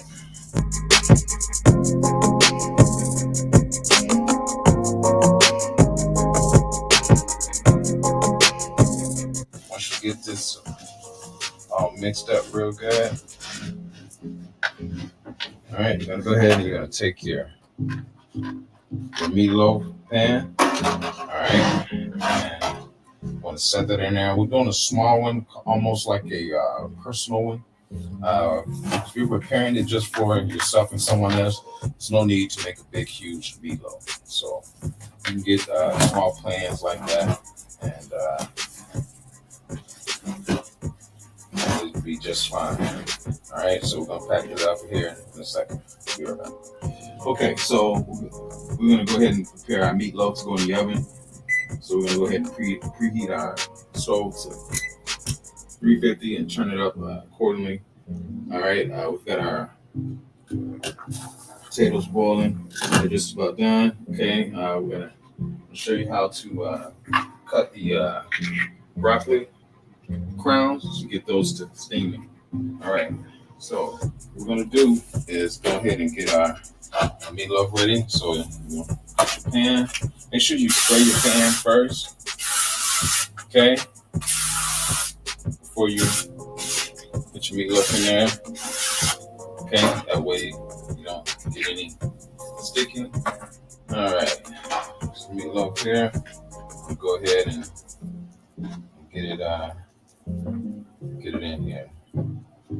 All right. Okay, notice how I molded it in the bowl already so that I won't have to do much.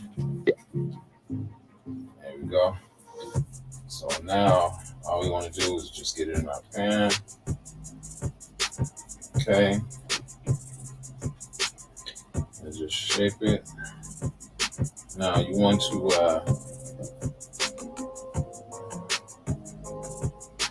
add a little crevice here. Okay. See how I'm shaping that up? All right. Add that there like that. Just make it with your fingers. All right, and we're ready to go. Okay, that's going to go in the oven. All right, and it'll be ready in about 40 minutes. All right, okay, so first thing we want to do, we want to cut this stock off. Okay, all right, and what we'll do is go ahead and separate the crowns. There we go. All right, and just start separating the crowns. These are going to go to our steamer. We want to get them in here in our bowl so we can wash them off. You're always going to wash your vegetables off very thoroughly.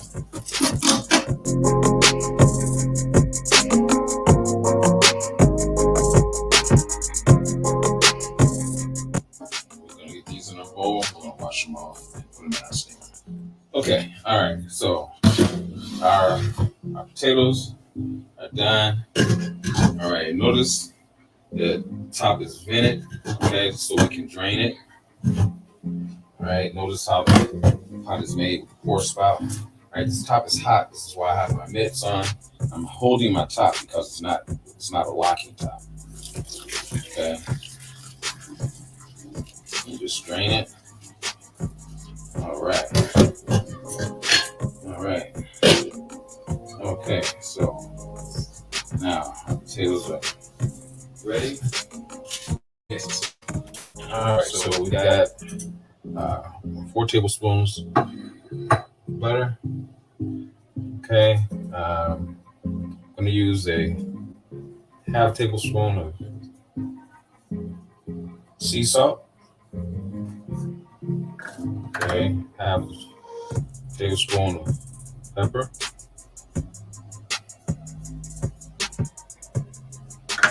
All right, and parsley is for our color. Okay, now we're gonna add milk. Now I use almond milk. It's just better for you. We are the only species that drink another species milk. Not healthy for you at all. But I know everyone doesn't drink almond milk, but that's what I use. So we're gonna go ahead and get this ready right in here. Okay, and I don't take my potatoes out of the pot. I go ahead and mix them right in the pot. Okay, now I will add my almond milk. Okay, accordingly. And I'm gonna whip this up. Okay, you're gonna see, you won't even see any lumps at all. Okay. All right. See how smooth that is? All right. Okay, so I'm gonna get back and check on the meatloaf, and I'm gonna show you how we're gonna make our tomato sauce topping that's gonna go on our meatloaf. I'll show you that here in a second. So what we're gonna do is we want to take it out, make sure it's done. I don't have a thermometer, so you have a thermometer, it would be 162. So what I do, I take a knife and I cut it right down the middle. Okay, and if it bleeds, then I let it cook a little bit longer. Yeah, we're getting a little bit softer. Let it cook about another 20 minutes. Okay, what we're gonna do is we're gonna go ahead and get our tomato sauce. We're gonna top our meatloaf with that. So we're gonna add our brown sugar.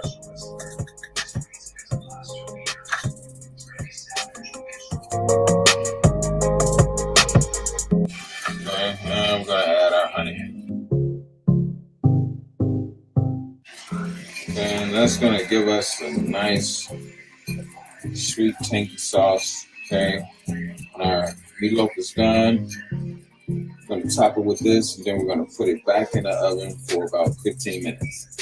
All right, so our meatloaf is definitely done. What I do is I try to get the leanest meat that I can find. Okay, you wouldn't normally get this with just turkey. Since I did a combination of beef and turkey, so that beef was 93% lean, but you're still gonna get some of this oil. So what you want to do is to drain this excess grease from your meatloaf. There you go. Now, what I did is to give this a little more consistency, because using that tomato sauce, it was just too soupy. I needed to fix that. So I added 4 ounces of tomato paste. So when you're making this, instead of using the sauce, use the paste so that your consistency remains, so that you can spread it and it won't be soupy. Okay, so what we're gonna do is go ahead and spread this.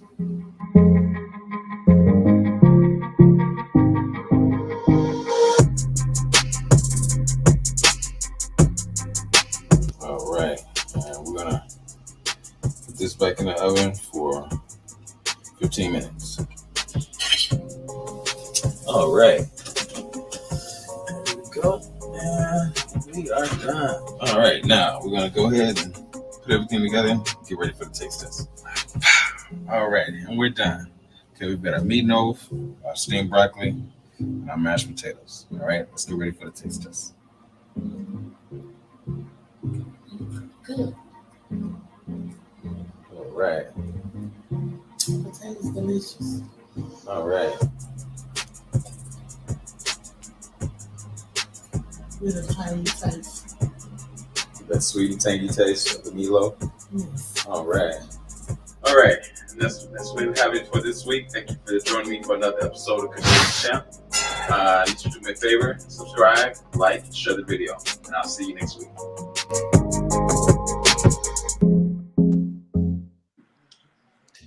Yo, what's up, brother? Big bro, Cat. huh? Another one. What's up, Kyle? How you doing, Max? What's happening, man? What's up, dog? All right. Yeah, I was trying to get pulled over, man.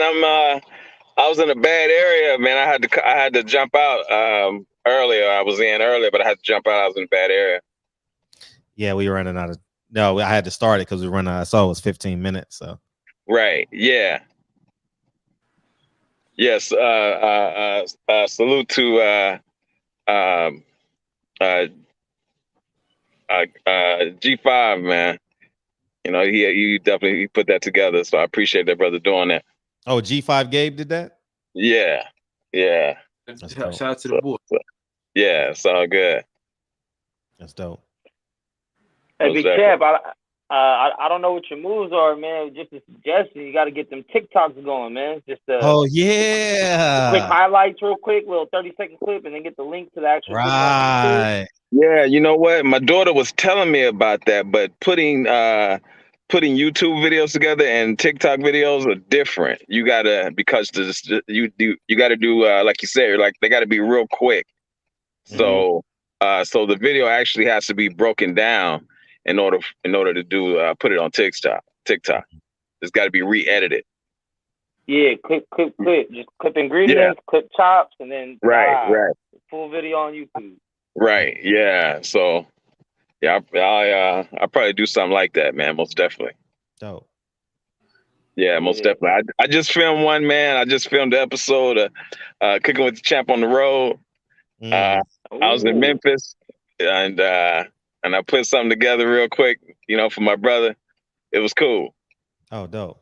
Yeah, y'all gonna like that one. So it was real cool. Got a new taste tester. Right. Not the hostage. right. Yeah, I got to start. You know, I'm gonna start changing up the taste testers for sure. But yeah, that one's pretty cool, man. I put it together real quick. Hey, if motherfuckers see your highlight video, man, they always gonna say it tastes good. Nah, man. I got out before you cook. Oh, I got you know, I got some hard critics, man, that you know I want to use to you know to bring on the show, man. To you know to have them be taste testers, you know. Master Chef Gordon Ramsay. Yeah. Oh yeah. Yeah, but I just got to you know figure out, man, how to build my you know subscribers and things of that sort, man. You know, to grow the channel more. I'm just trying to do different stuff, you know. It'll come. Yeah. You know, you can do a speed version too. You know. What do you mean? Like speed it up. Yeah, that's like you talking about that. That's like the TikTok videos. No, like a time lapse. Yeah, a time lapse. Yeah. Oh, the time lapse. Yeah. All you gotta do is speed it up to 2.0, 1.5, whatever it is. Yeah. Right. Okay. And you can get it edited like that too. Oh, really? Yeah, for sure. Okay. Yeah, I'm trying to learn how to do this, man, because you know, at the end of the day, man, I got to learn how to edit. Yeah.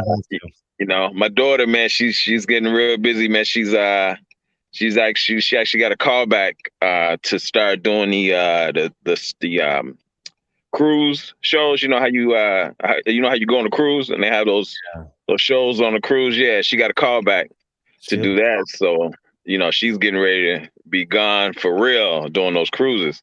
Yeah. You know, and her thing is, you know, she's trying to get lined up doing that because she said that that Broadway recruits from the cruise lines. You know, and that's where she's trying to go. So, you know, it's coming together for her, man. She's doing her thing. That's beautiful. Man, give her Rob G Films, man. Hey, man, I did. He ain't hit me back. He got the information, but I'm waiting on him to hit me back. Oh, Rob G, where you at, man? I see you. Rob G, get on the goddamn job, man. Come on, Rob G. Yeah. Hey, Champ gonna come with a spinning roundhouse for your ass. You gotta hurry up, man. Oh, bam. Yeah. Yeah. No wonder why you're such a mellow guy. Yeah. Yeah, it's all good, man. There you go. I was watching that show yesterday, Fred. That was a good show, man. I It didn't get was a an chance awesome to. show. You didn't get a chance to come in. It was. I didn't get a chance to come in, man, because I was just in such bad areas, man. So I was just listening. That was a good show. Yeah, I told you we're gonna build this thing. I'm not afraid to rebuild. Right. Watch 2 years. Watch. Right. Yeah, I'm not afraid. Yeah. What you got coming up next, Kyle? Man, you've been definitely grinding, brother. Yeah, what you got next? We got Mark Chinook Monday. Who's that? The announcer for the Top Rank. Oh, okay. Want the dread? Top Rank. Top. That's his own. Okay. Yeah, that's the one that says this is boxing. Yeah. This is Top Rank. Yeah, the young brother. Yeah. The Italian looking guy. Yeah, He might be Mexican though, but whatever he is. So get him on. That's what's up. Okay. What else you got? Most likely next week I'll probably have Jerome Ennis back on. Let's go. Shit, probably. I know in August I'm fucking with Blue Blood again. What's that? You going to New York? Fred flaked on me. You know what I mean? Nigga was supposed to hit me, never call me back and shit. About what? Man. When you was out here. I told you it was gonna be tough, man. It was gonna be real. I would have made it happen, man. I'd have drove to you. I was telling you that. Man, it was tough, man. It's hard to serve two gods and I can't serve shit, nigga. I would have drove to where you was at. I respect that. Thank you. No harm intended. Yeah, it's all good though. Yeah, but I'm gonna fuck with Blue Blood out in New York again. Oh, for what fight? I think I'm gonna do Jake Paul. Oh, that's right. That's right, Kyle. Hell yeah, you go do that. I'm not going out there for the Jake Paul fight. But yeah, you are. No, right. It's that weekend. It's what? It's that weekend. So I don't know. I'm not going to the fight though. I'm just going out that weekend. What part of New York you gonna stay in? Manhattan. You know what I mean? What hotel? I don't even know yet. Oh, okay. Yeah. I'm a last minute ass nigga. No, well. But shout out to my boy Ant. He got the deals on hotels now. So really? That's dope. Listen, if I'm going somewhere, deal. That's a big deal. You get them deals on hotels. If I'm going somewhere. Oh, you should cover the fight, man. You should cover the fight and do interviews. Yeah. Hey, Jake Paul get credit if he beats Rockman Jr.? He finally gets credit? Yeah. No, man. I'm scared for that fight because it's too much money involved, man. I didn't know Junior was that big. He's pretty big. Yeah, I seen Rockman gonna beat the brakes off of that. He just got knocked out a couple days, like a couple weeks ago. I ain't watched that fight, but I haven't seen him fight in a long time. But there's no way he should be able to beat him, man. Jake Paul can't box. You keep saying that, but he can box. Okay, well, we'll find out August 6th. Hey, you should cover the fight and get a bunch of interviews, man. I got Dub on Jake. Ooh, that's my betting limit. I got Dub. I bet you. All right, $20. Lock it in. Gotcha. Woo! That's a quarter of a tank of gas. I got that. Hey, listen, the way gas is right now. I don't know what y'all talking about. I can't get up. I'm talking about just making wise decisions. That's what I knew where it was going. Shit. Yeah, well, I got a pair of shoes too, but That's crazy, man. Fred, this is my lifestyle. It's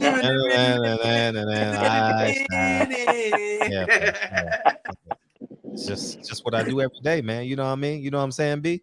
I'm on the grind. I'm on the grind though, man. We finna make some shit shake. I'm probably gonna go to the fight cover. What? Do that. If I gotta pay for my ticket, I ain't going. What day? So, me and Blue Blood was supposed to be out here for the Amari Jones fight that Friday, August 5th. And then the next day, fly out there and have that Saturday and then that Sunday, and I'll come back Monday, right in time for my daughter's birthday. Is that still the plan? That's the plan. Yeah. Where is he fighting at? August 5th. Sacramento. That ain't that far from you, though, Fred. That's a hop, skip, jump. No, but it's different with a Tesla, though. It's like an hour and a half flight.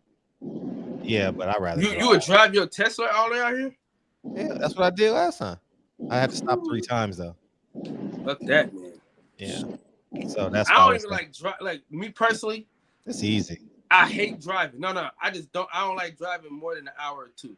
The longest I could drive without like being like, God damn it, is 2 hours.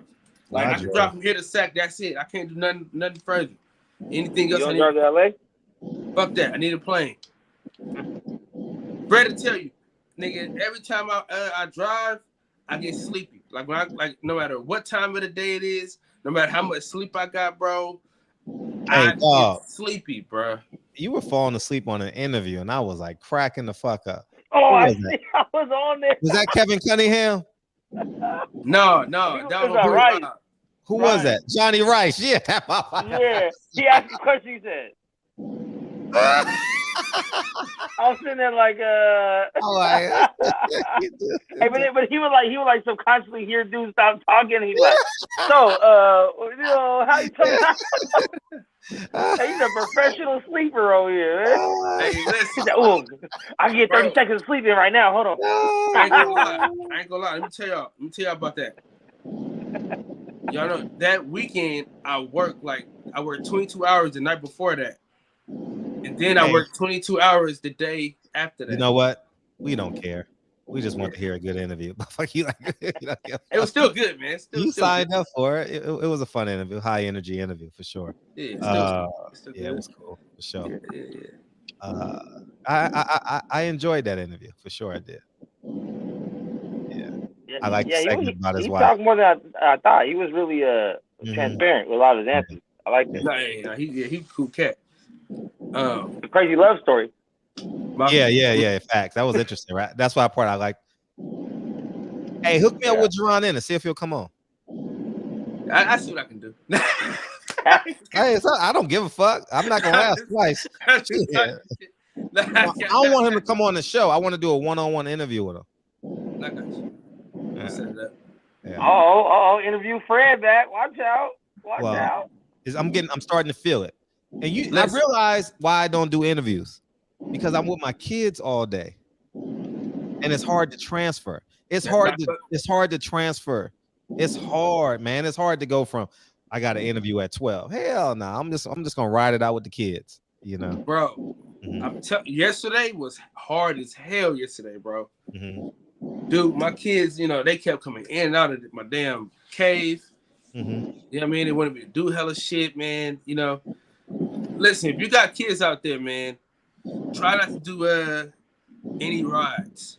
Don't be the ride, man, because you'll never get a break. Dude, they want rocket ships, astronauts, fucking robots. I'm telling you, by the minute, by the hour, like you can do all that, and then right when you put them down, somebody else wants something. You got 4 kids. That's why. Huh? You got 4 kids. Man, listen, man. Them kids don't care. They don't care about nothing. Then they argue over me too. One be pulling me this way, the other one pulling me that way. Man, you just lay down and let them step on you. They ain't happy. Look, I tried to take a nap today before I came on the show. Everybody, wake up, Dad. Wake up. Oh man. Hey, at the rate you going, you about to have 4 more. No, sir. No, sir. Sir. That's what I'm doing these days. That's what I'm doing these days. See, are you done? Are you done? Man, I was done after my son for real. Well, that means you're done. That means he's not. Your son was your fourth. Your son was your last child. Oh, your third. Yeah, okay. You got a younger daughter. Okay. Roe versus Wade, man. You know what I mean? How's she doing with a new job? She doing good? I bet she love it. She love it. Beautiful. She says a little too slow. Beautiful. She's the only person I've ever met that wants to work hard. Man, I'm not trying to work hard, dude. I'm just trying to, if I can do the least amount for the most amount of money, that's what I'm trying to do. Like, she wants to have a pristine job. She want to work hella hard and shit. I'd be like, man, because she had a job where she just sat at her desk and just kicked it all day. Just kicked it. She didn't want to do that no more. I said, man, you tripping, boy. I wish I could be just kicking it. Let me find a job where I can just kick it for that kind of money. Yeah, I ain't trying to do none of that shit. Did you get your window fixed? I saw they dipped you the other night, man. Man, hell nah, man. I was so disgusted. Did it take anything? Hell nah. I had the Apple Watch right in the damn thing. They ain't even take it. What's the point of that then? Man, just to make somebody buy a new window. That's all it was, bro. Cause my car is not even like the bipping type of car. Oh, your car got broken into. How many glasses they break? They just broke the little corner one. You know, that's the most expensive one though. Oh, the little one? Yeah. Was it $200? I don't know yet, but I know that's every time somebody get their car broken into, that's the thing out here. You know what I'm saying? Where it's like, if you get your car broken into, that's the window they use, and they always talk about how much money that window costs. Well, that's the crowd you're dealing with too. You know what I mean? You at that niclub crowd. You know what I mean? No, it don't matter where you at. You could be at the grocery store, they're gonna get you. Oh, I know that. This is I'm amongst the niggas. That's what it is. And that's what I'm saying. Yeah, fuck that crowd. It's just niggas, period. Yeah, but that's, I mean, oh God, you gonna get in trouble. Fuck them niggas, man. I'm with Kyle. Fuck them niggas, fuck man. You want to destroy someone else's property? Yeah. Bust their ass and work hard. That dusty ass mama, punk bitch. Yeah, come on. Egg us on. You about to go southpaw on them real quick? Egg us on, Max, so you can get blamed for it. Egg us on. No. Yeah. Kid. When they said, I agree. Nah, fuck them niggas, man. No kid. Nah, but listen up, man. It's really fuck them niggas though. Like, bro, I really just got done working a 22-hour shift, and then I gotta come outside and see my fucking window broke. Oh, that was at the hospital. Nah, so I do a 16 at the hospital. Then I do a 6 at the club. Mm-hmm. So that's after the nightclub, which was the nightclub scene. How was it? It's wild, but it's fun. It's like it's my type of party. Oh, well, nigga, you deserve to get your window broke then, nigga. Shit, fuck it. You earned it. You earned it. You said my type of crowd. My type of party. Like being at the club, like working, it's a good crowd. But nigga, the niggas that did it didn't go to the club, Fred. Yeah, they did. No, they no. Nah. They hit every car on the fucking block, nigga. That wasn't a club goer. That was an asshole. That was a fucking bipper. That was a professional bipper, huh? A bipper is what they call them? Yeah, because they got these little things they use tear your whole fucking window off. Fred, there's a famous Bay Area song where a dude teaches you how to bip in the song. Oh wow. Niggas. Yeah. Man, listen, I ain't. He talk about that. You want to get out of here, champ? Cause we about. Yeah, man. I'm trying to find this location, man. GPS. Oh, we can't help. So. Hey, what'd you say? I'm being an asshole like I normally am, but anyway, it's out of love, y'all. It's out of love, but yeah. Hey, Fred, check this out though. No, Champion Heart want to get out of here, man, because he ain't talking, and he driving, so that's what the. I'm driving, man. That's why I'm not talking. But yeah, let me. I gotta find this location, man. Salute to you. See you tomorrow. Hopefully, drive safe, dog. Yeah, most definitely, man. Appreciate you, brother. And thank you. Kyle, Max, man. I give it to y'all later, man.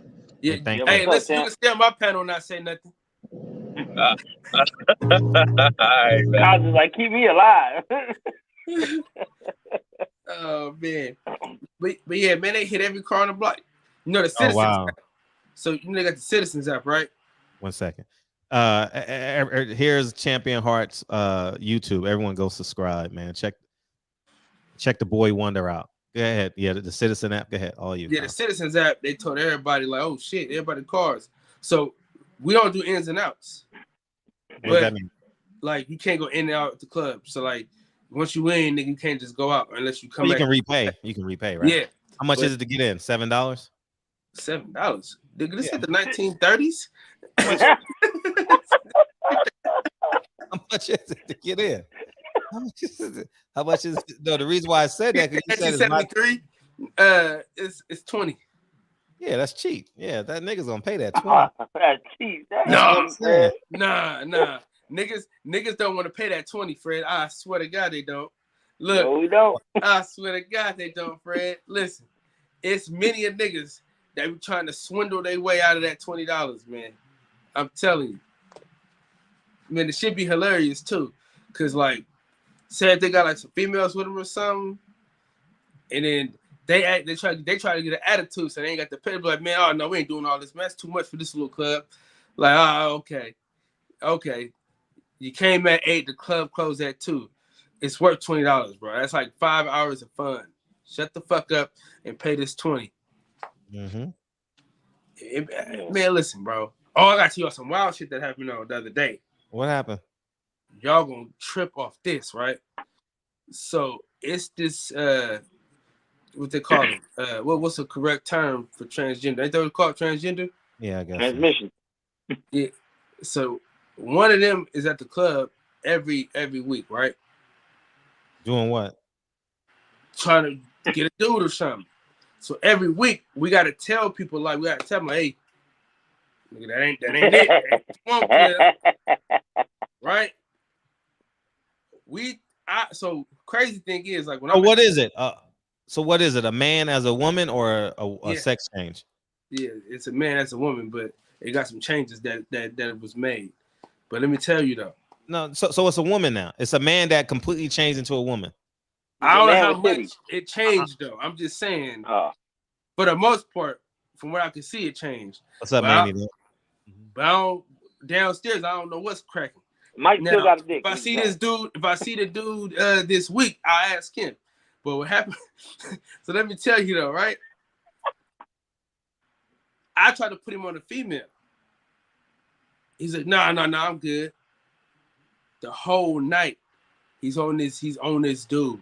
We're talking like you ever seen Don't Be a Menace when there's a Memphis getting abused on the dance floor? That was them niggas, man. So we telling him like, hey, that's a dude. Man, he hit us with the Kanye shrug shoulders, boy. And kept going. Left the club with the nigga and everything, Fred. I said, yo, this nigga is wild. Like we told him, like you know how nigga can't say, oh man, no, I didn't know. Nobody told me. Nah, nigga, the whole club told this nigga, like, hey, that's a dude. He was like, shit, fuck it, nigga. I already danced with the nigga 4 times already, nigga. I'm to the crib. I told you. I said, yo, this nigga wild as hell, dog. Those the ones that do it for money. I told you. That's what I said at the top of the show. Niggas do anything for money. No, that wasn't for no money, nigga. He wanted that. That's what I'm saying. There's a group of people that would do anything for money. Yeah, wild boy. He probably the one that bit your car because you were player hate. Man, some wild shit, boy. I mean, wild as hell. Max, I'm telling you, the shit they was doing on the dance floor, bro, the whole time, so there's a stage I gotta stand on so I can look across the club because my homeboy's on the stairs. So I'm on this side, here on that side, and I'm looking at this dude. I'm like, yo, what is this nigga doing? So the whole time I'm like, yeah, what are you doing? God. That's what he wanted. He wanted that lifestyle. He chose that lifestyle. Yeah, you talked about it. Lifestyle. Anyways, what's up? All positive. What you got? What's going on, man? How you doing, man? I'm spreading positive vibes and life lessons to you guys, man. You know what I'm saying? I just got over that monster second time, man. So I'm good. Okay, I'm glad you made it out. Yeah, man. So how you doing, Fred? Fred, yes. I try to find some context on what you was talking about, man. I try to do my research, but I couldn't find it, man. You said Showtime, Kenny Smith and them stole your movie, man. I mean, you know, I try to find more context on that, man. You know what I'm saying? I mean, I couldn't find what they did. Nigga, they got a whole documentary out. Yeah. See, I'm not up on social media. I don't watch much TV, so I didn't know that. He told you it's the documentary they made.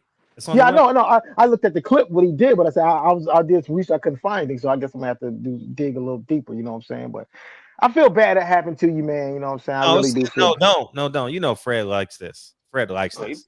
Fred likes that. Yeah, Fred likes this, man. Hey, Fred ain't mad at all. Fred ain't mad at all.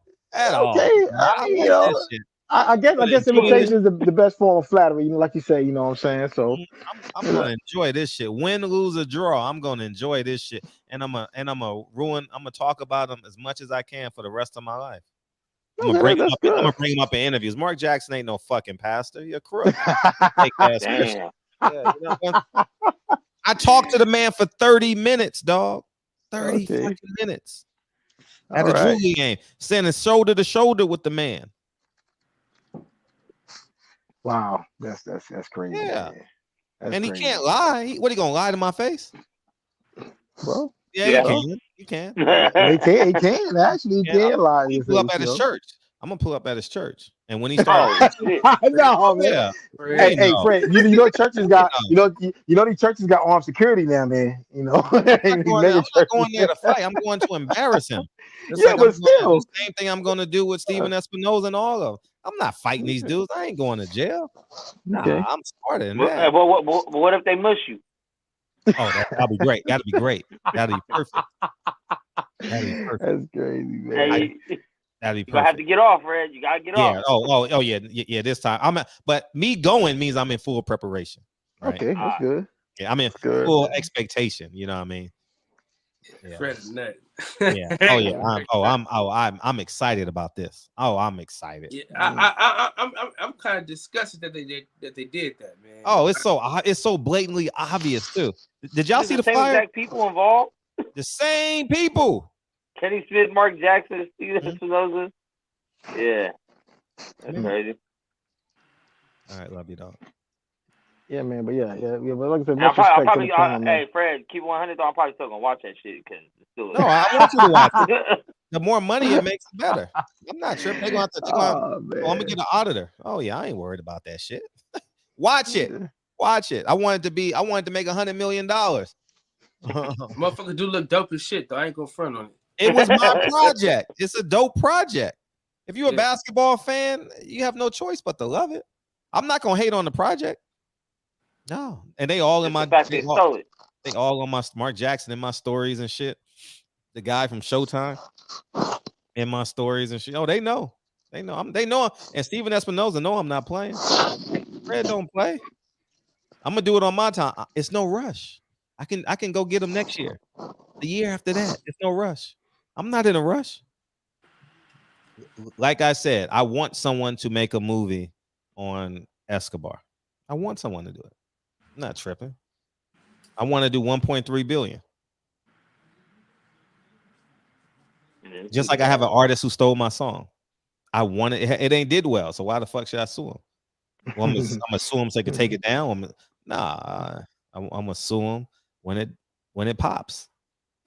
So if it does, it don't look like it is gonna pop, but so it's no point. Yeah, the song stealing thing, man. It's that's very much that happens a lot in the industry, man. But you know, the thing about it's like if you use a sample, you can't copyright an idea of a sample because someone can take that same sample and flip it the same way as you, and they can receive the accolades because you can't copyright an idea. You can only copyright a song if it's like an original composition you can sue for. So that's the way that goes. It's a tricky situation, but that's the way it goes. Hey, you know, all positive, world-renowned producer. No, man, don't say that, man. Come on, Max. I told you, hey, I'm not world-renowned, man.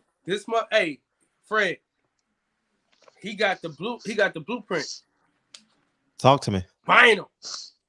About what? What are you talking about? Nigga, the album, Jay-Z album. Okay. Why is that special? Original pressing. Huh?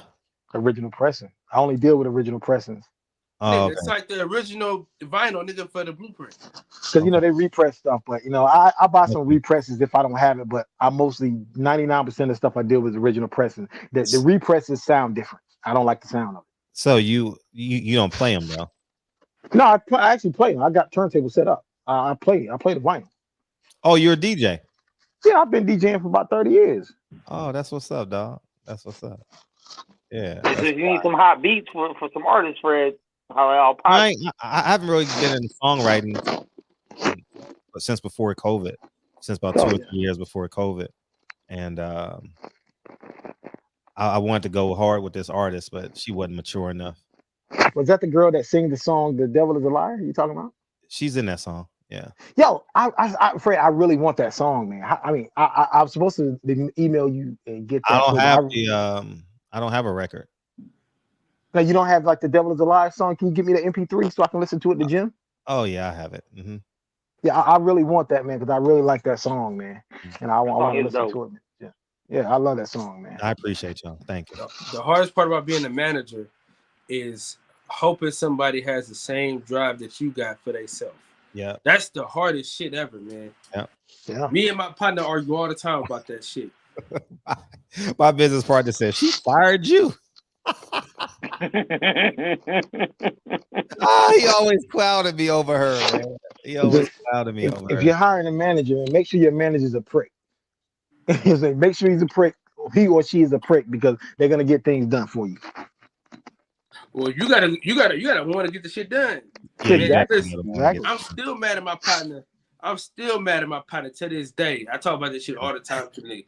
He had a chance. It was an AKA event where AKAs from all across the fucking US was coming to this fashion show. That I had him headlining. The nigga just the same day just canceled. What? Damn. Headlining For what? Nervousness. Don't want to be great. Nah, man, it was on some other bullshit. But man, I said, dude, dog, you just fucked up a whole situation, dog. Then the girl she stopped hitting, like replying to me after that. Yeah. Dude, you fucked it up for the future that I had for other people too, dog. Yeah, man, because that's gonna look bad on you, and they ain't gonna be wanting to book no artists that you dealing with because of that. Bro. Oh, and by the way, I'm glad y'all said that. If anybody got any connections with some college coordinators, let me know because I want to take my film on the road. I think checks and balances is that important. Have you seen it yet, Max? No. You were supposed to see it like a month ago. But you a fucking job, Max. I know. Hey, know. Max. That's on me. Hey, Max. He was supposed to be on my show a couple months ago. A couple months ago. Yeah, life is good, man. I'm not going to like I'm staying in heaven, dog. I'm good, man. No, you did come on. Hey, you did do a sneak appearance though, so you know it's all love. Hey, Fred, nowhere. I can actually hook you up with that with one college like that, Fred. I can hook you up with the college in my area, so I still got a little, Really? Well, yeah, ECU. I still know some people there. East Carolina for sure. Yeah. Thank you. Yeah, I graduated from this music, so I'll send you some emails and stuff. I'll make some phone calls. I still know some people there. You. Anybody out there? I want to take this movie on the road, man. I really do. I think it's important. I think some young kids and see a different perspective of history or potential history. Yeah, Fred. That's what it was. It was at a college too. So you know, that's what most people get. That's what reminded me. I'm glad you mentioned it. That reminded because I used to do colleges all the time. Fucked up the church's money. Yeah, we still trying to get that shit back. But they book you every year. I was getting booked every year. It was Fred. It was set.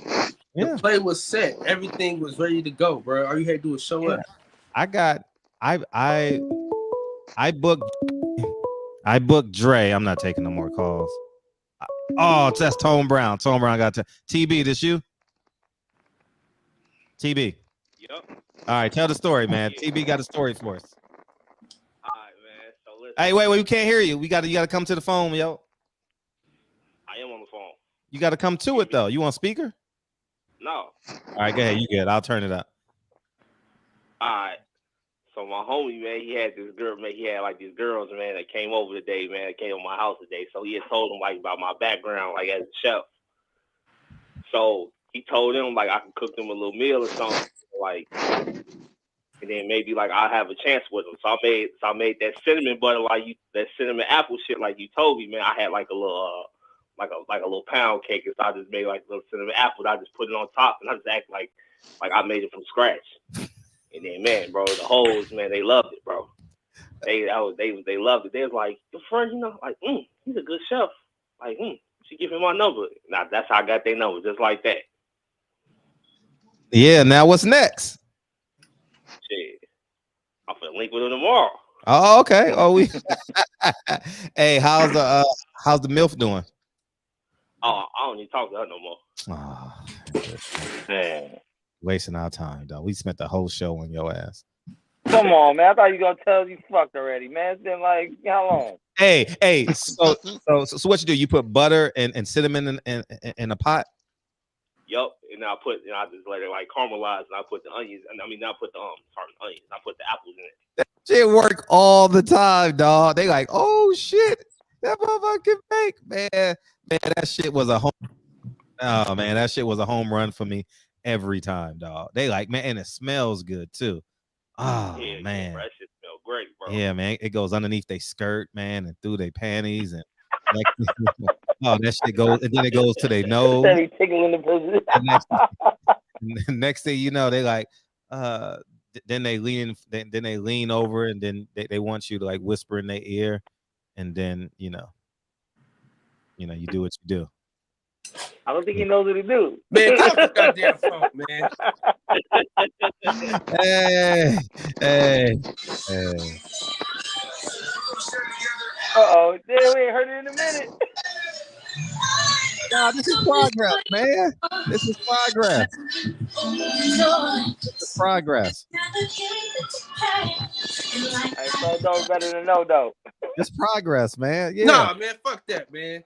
Dog, I'm tired of spending hours. You want 100% of nothing? Hours on this dude, man. We ain't spending. It worked. Ain't shit work, man. Yeah. He's the Sahara Desert. It was today. Dry. It was today. Nigga, what about that chick was weak? The MILF, yeah. What happened to the MILF, TV?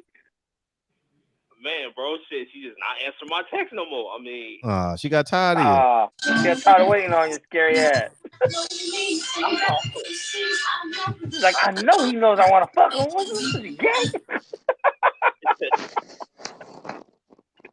All right, so learn from your mistakes, man. You got to capitalize. You got to close this one out, man.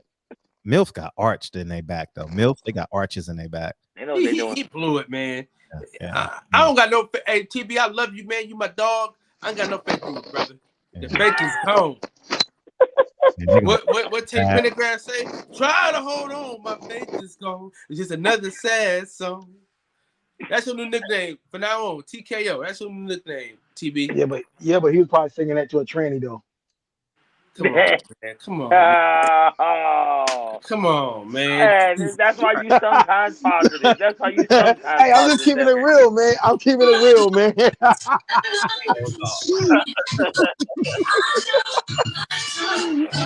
Oh. Yeah, TV cooked up some cinnamon apples for his new cinnamon apple.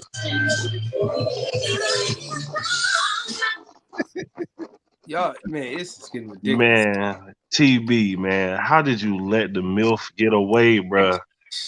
Nigga, she had wanted you, dog. Damn. I know, man, bro. I don't know, bro. She just not texting me back no more, man. It's not I can't make somebody text back. You know why? He's slow. You know why? Because you bullshitting. That's why, nigga. Why you bullshitting? Why you bullshitting? Man, hey, for real, sugar free. Nigga, you are bullshitting. Man, look, hey, man. Hey, but listen, look, don't fuck this man, one up. Nah, don't give him nothing else, man. He got enough. He got enough game to last him a lifetime because he ain't applied it any goddamn way. Listen, Man. all he did was use the cinnamon and butter. That's all he did in his life, man. That's all he needed. That's all he needed. Hey, I'm gonna have to actually or whatever use that He though. ain't get no draws. He ain't Tommy. He might get it the next time. He might get it the next time. I'm tired of y'all in this next. Y'all niggas is at the New York Knicks. Y'all always talking about next year. You don't even know what his next move is. He used his best move already. Oh yeah, he did use his best move. He already played the R. Kelly from top to bottom. Man, I'm telling you, man. He already played 12 play. 12 play. He giving you a little 12 play. Hey, what? Cinnamon apple gave him a massage, threw some roses. I ain't got Still didn't nothing get no bad advice. That nigga was over there rubbing feet and all kind of shit. Niggas still get no pussy. Hey, queen. Grand Rising. Damn. Grand Rising Queen. I hate that shit. Man, these motherfuckers. Hey, Grand Rising Queen. I'm like, she ain't no queen. She's Yeah, like, for real. yeah. Shit, hello. That's all you get. Hello and good morning. Yeah. Hello and good morning. Well, listen, TB need to try some Grand Rising or something. Yeah, that ain't shit working over there. Hey, TB killing me, man. Hey, yeah, I'm thinking he coming on here to give us some good news, and then I can hear in his voice that he ain't got no pussy, so I just put my hand back. You can hear it in his voice, man. Man, I'm telling you, bro. But when I cook shorty the cinnamon apples today, man, I got a good feeling about this. Hey, damn, motherfucker. Hey, Fred, when I play this song next time, you got to hang up. He's the gift that keeps on giving. Why the fuck? It's Christmas every time he call in. Hey, he's the gift that keeps on giving but never getting. Man. Oh man, man, TB, the next time that you call, you better have some good news, bro.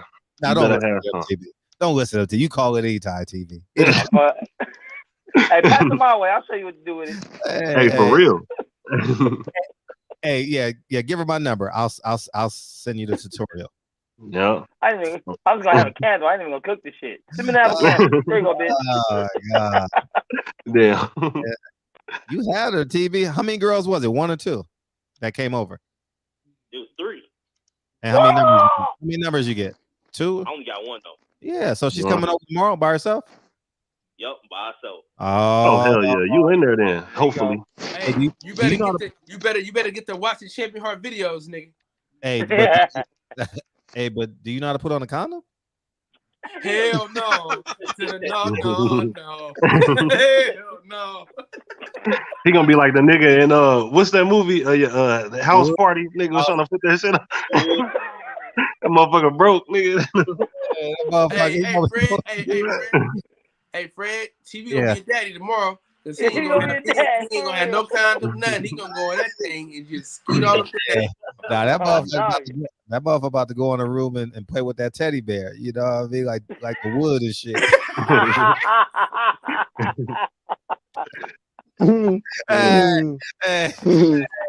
Hey, man, that motherfucker mom gonna call.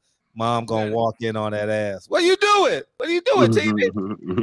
Oh, nothing, man. Nothing, Mom. Just all we doing is just talking. We just talking. Oh, hey, TV, you sit by yourself? Hell yeah, bro. Hey, you ain't got no pussy. Oh God, bro. Man, bruh. How old are you, TB? I'm 25. Man, at your age, dude, if I had when I was 25 and in my own place, nigga, it was so much booty coming through that motherfucker. Man. Bro, I used to stay in my homie's garage and I was getting pussy staying in the garage. Man. The garage. Hey, go ahead. How long you been celibate? In celibate, I'm sorry. It's not really celibate, but how long you been celibate? Oh, you mean okay? I mean, what you mean? I ain't really celibate by choice. What you mean? Like last? We know. No. When was the last time you smashed? Like 4 years ago. Damn. Oh. For real. I'm gonna ask you real. Damn. Locked up? That nigga, he's like a Lil Wayne album. The drops. Hey, why you just don't buy it? Yeah. Because bro, don't do it. I heard that all type of shit. I mean, if she just let me I wouldn't do it, but I mean, I'm just saying. I mean, I'm just throwing out real life suggestions. Yeah, I mean, Andy should go get you one. Andy, man, you gotta just go buy one, man. No, don't do that. I get it though. Because he have a hard time with it. What, Max? He has to learn. He have a hard time though. He have a hard time with him. He has to learn. Motherfuckers that start buying never stop. He has to learn. I wouldn't know nothing about that. Flip. If you teach a man how to fish, you know what I'm saying? He ain't got no fishing pole, man. He ain't got no fishing pole, man. Hey, yo, when she come over to your house, so as soon as you come in, make sure you give her a nice hug. But get them hands kind of low, not quite on the booty, lower back, and see how she responds. All right, real quick, TV. What kind of cologne do you wear, fam? I wear like Dior cologne. I don't really wear. I mean, I wear like Dior cologne, but I don't really wear like cologne like that. Yeah, just right. Keep it right. All he need to do is just smell good tomorrow and do not say nothing stupid. Don't say nothing to fuck it up. Nah, just cook. Just cook. Oh yeah, man. I know. Listen, man, I know how to talk to women, bro. I just haven't had hard. That's my hard time. If you don't know how to talk, you yeah, you ain't doing that. How you know how to talk to him if you ain't getting no ass? You're not talking is like 90% of it, nigga.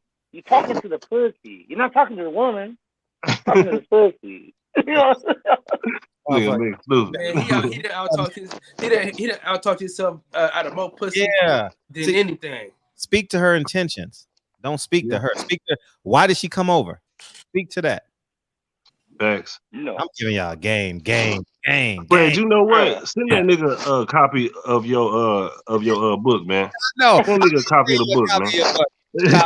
Yeah, TB, I need to send you a copy of my book because that shit gets so many niggas pussy. Yeah, man. And remember, TB, remember this, man. Just follow the teleprompter. Motherfucker gonna be like Joe Biden. In the finger here. No, you know what's like, hey, what you gotta do? Call Fred with your earbud in. Fact. Fuck it, man. Let's just do it like that, man. Just have the earbud in. Call Fred. Let him talk to you in your ear. Let him just play by play. Now it's gonna cost you. Yeah. It might cost you a little. It might cost you a lot, but it's gonna cost you. But it's gonna be worth it. Or just play the dummy role. Act anxious and shy and shit. Maybe that'll work too. Nah, she coming over to dominate. She coming over to see if you got it. Yeah, facts. You can have it. If you ain't leaving. TV would have been my best friend. I would have got all his ricochet pussy. Yeah. This matters too, though. What time? What time is she supposed to be coming over? Is she coming over late? Yeah, I ain't asked all that yet. I'm finna. How the fuck you ain't ask all that yet, nigga? What tomorrow? No, you gotta tell her what time, nigga. Yeah, exactly. Like you tell her. Hey, you make it early enough where it's not that bad, but late enough where she gonna be there late. Yeah, like 7 o'clock on the dot. On my drop top, cruising the streets. Cruising the streets, man. This nigga is just expecting for her to just pop up, like. I was gonna do it. No, of course I'm gonna text her. I'm gonna text her right. Man, you skipping around. You doing too much stuttering, nigga. You ain't got no plan. Nigga, you should have already been on that. That's the problem, man. See, you don't plan to fail. You fail to plan, brother. My brother. Yeah, that's the Oakland coming out of Cal right there. Man, plan, brother. Listen, TB, you need to listen to some Sugar Free, some Larry June. Oh, you need to listen and some Jay-Z, so just some player shit. You need to conjure up your player spirit, hey man, because right now you got some bullshit on you. Now it's not gonna be in you. So listen, Mace, Jay-Z, Larry June, Sugar Free. You need to have a playlist together, right? You need to have this shit embedded in your mind tonight. Oh, welcome back. What are you gonna That was a hot song, though. I ain't gonna lie. Yeah. Nah, as soon as she walk in the door, it needs to be stop. I'm on knob. Like corn on the cop. Oh, I see you there. Don't do that, TB. Don't do that. He'll get you shot. He'll get you shot and robbed. Yeah. He in Chicago, Max. My bad. I just got done doing 700 push-ups. I didn't hear you come knock on the door. Damn. Nah, she ready to get served too. Hey, if she got it, hey, listen, while you cooking, play some Pretty Ricky for her. You know what I'm saying? Mm-hmm. Yeah. I got new shoes on the ride. But you can't be switching songs though. So you got to play an album that can go. Gotta be or create a playlist. A playlist. You have a playlist, Pedro. This ain't the 1970s. Nigga. Sometimes the playlist is too much, man. So it's good to find a good album, man. Man, hell no. Listen, look. Y'all Hey, how old is she, TB? Y'all gonna put on Floor Tree album and let that bitch run. He's gonna put on Now 15. Put on Beyond. Okay. I mean, no, it has to be a man. It can't be a woman singing. So you gotta put you gotta put Genuine's first album on. Okay, yeah. She's I 22 can rock years with old, that. Fred. That might not be it. Put on the new Chris Brown Bryson album. Tiller. Shit. Bryson Tiller. Okay, yeah. You can put Yeah. Bryson Tiller or you Trey Songz, something that's up and down, up and down, up and down. Yeah. Now, listen. I don't know what we're only doing this for. We're doing this for y'all, not for him. This is for the the YouTube audience, for the community. That's for the community base. Yeah, listen, because he ain't gonna use this shit. So we ain't wasting time talking to y'all. See, now I understand Fred's his logic. We talking to y'all. You understand? Yeah. Or you can just I just had it in my fucking head. I mean, you can't go wrong with Drake. You know, you can play that. No, Drake. you can't. Yeah. Drake or Wale, man, you can't go wrong. Don't Wale it. Wale, hell, you don't want that. Hey, hold on now. Wale is pretty good. He's I good had to give Kyle his props on that. Which that nigga still ain't gave me my damn gloves yet though. Oh, damn. What'd you say? My gloves, nigga. Listen, bro, you were supposed to be at a fight, remember? Yeah, I know, man. Some shit happened. Yeah, man. I got it, nigga. It's right here. Nigga, it's wrapped up and everything. You were supposed to be at that fight. Hey, BB, you better close it, man. Close the deal. Riding around, if he on the radio, he cool. But just me riding around on my own time, nah, I ain't listening to Wale. That's when you get no pussy. See, that's exactly why you ain't get no. Since I've been listening to Wale, I ain't missed beat. Yeah. I ain't missed one beat. Hey, she might be Tierra Thomas. She might be bad that I never made. That might be her. You don't even know. Yeah. Hey, TB, Thursday we expecting a call with some good news, man. Man, for real. We need a play-by-play, TB. Me and Fred, we've been doing this for 4 years, man. Our hopes ain't this high, fam. I'm be honest with y'all niggas, man. I've been here for 3. Hey, we don't have high hopes. Hey, TB, just hearing that, my hopes already went down for you, and I just met you. No, it's great guy though. He's a hell of a guy. Sounds like a hell of a swell fella. Hey, great guy. Just don't get no pussy. Hell of a fighter. He's a hell of a guy. Hell of a guy. You're like a brother to me. You're like one of my best My friends. thing is this. See, my thing is this. That shit all the time, bro. That's why you too nice. You haven't even listen. You haven't even listen. Way. If a girl, listen to me though. If a girl says they see you as a brother, that means you gotta fuck her friends. Hey, listen. My best friend is my best friend to this day. She hooked me up with more of her friends than any of my friends have ever hooked me up with any girl ever. You gotta have you gotta have a wing woman. You understand that? No, man. Sometimes them girls be hating, man, because I be trying they to don't get want my. him, though. It's a wrap. I be trying to get my homegirl best friends. She don't want that. I don't know why she be hating on me so much. Because she like you. Listen. Nah, she don't like. Nah, nigga. It could be. These girls. Listen. TV has talked himself out of these women's lives, so he got to be friends with them. So once he do that, they gonna be like, oh, hey, okay. Hey, TV, keep it real. You nervous because it's been so long? Been so long. You ready? If you ready, she got to know you. Like, there's something about it. For 4 years, bro, you ain't even fuck a fat bitch yet, an ugly bitch, nothing. He got some high standards. Wow. man, my standards is low. You know what I'm saying? I'd have been got something by then. Hey, listen, man. Hey, listen. When you live by yourself, you get her in, get her out. Hey, TB, when she walk in, just play that. Seems like you're ready.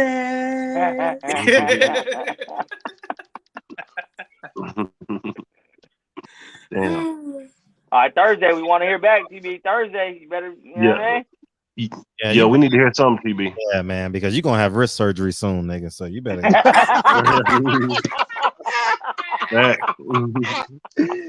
Oh man! I bet that nigga forearm be all over cramping up and shit. Hey, at this time, by this time, Fred, that motherfucker is swole. That motherfucker. What's that bodybuilder name? Fletcher. Yeah, that nigga swole as a motherfucker, boy. That He's a world champ arm wrestler. Popeye Sailor, man. Toot toot. Hey, he hit you with one of them. Just a rap. Yeah. Hey man, look, I couldn't even met. Maybe the man want to be celibate. It ain't that wrong with that, man. Always rock. It ain't that wrong with him. If the man want to be celibate, ain't that wrong with that, you know. He ain't trying to be celibate. He ain't trying to be celibate. He actually trying. Oh, my bad. He's I actively can't trying. imagine He ain't just trying. He's actively trying. Oh, 4 okay. years. Bro, he's Man. a chef and lives by himself. You know what you should do? Put an ad out on Craigslist or something like that. Some girl will fuck you because you ain't fucked in 4 years. Trust me. Yeah, just be like free dick. Put a GoFundMe. Something like that. Say it again, TB. I said that's how you get set up out here and get killed. He in Chicago. I mean, your dick already dead, bro. That Your is dick true, already dead. I don't know.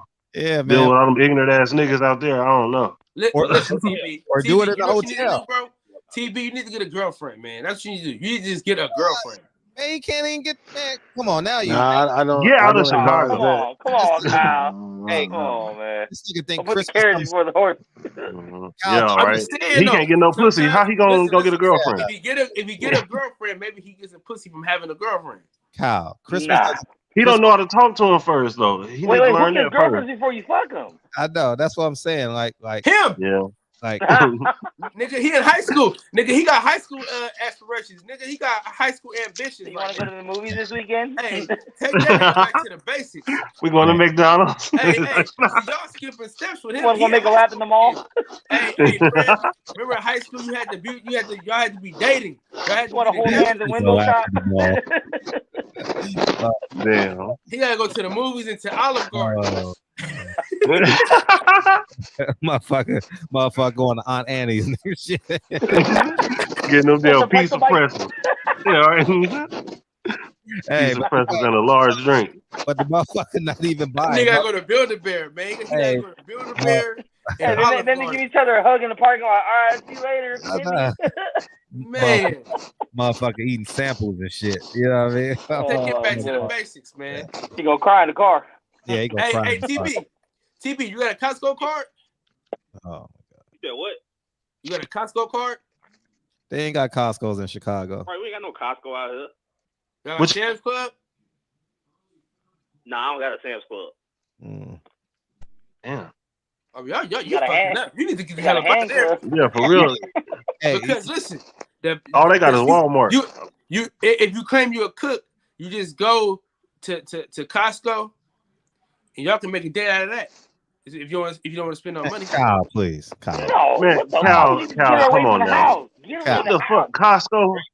Kyle, please. You know what, girl? Costco, we going to the motherfucking grocery store. Man, come on now. We're going to my fucking bedroom. You know what you came for, goddammit. Kyle, she's going to his house tomorrow. I don't believe it. Yeah, I don't believe it either. But hey, someone got mad. We do have Costco in Chicago. Banging. Nigga angry.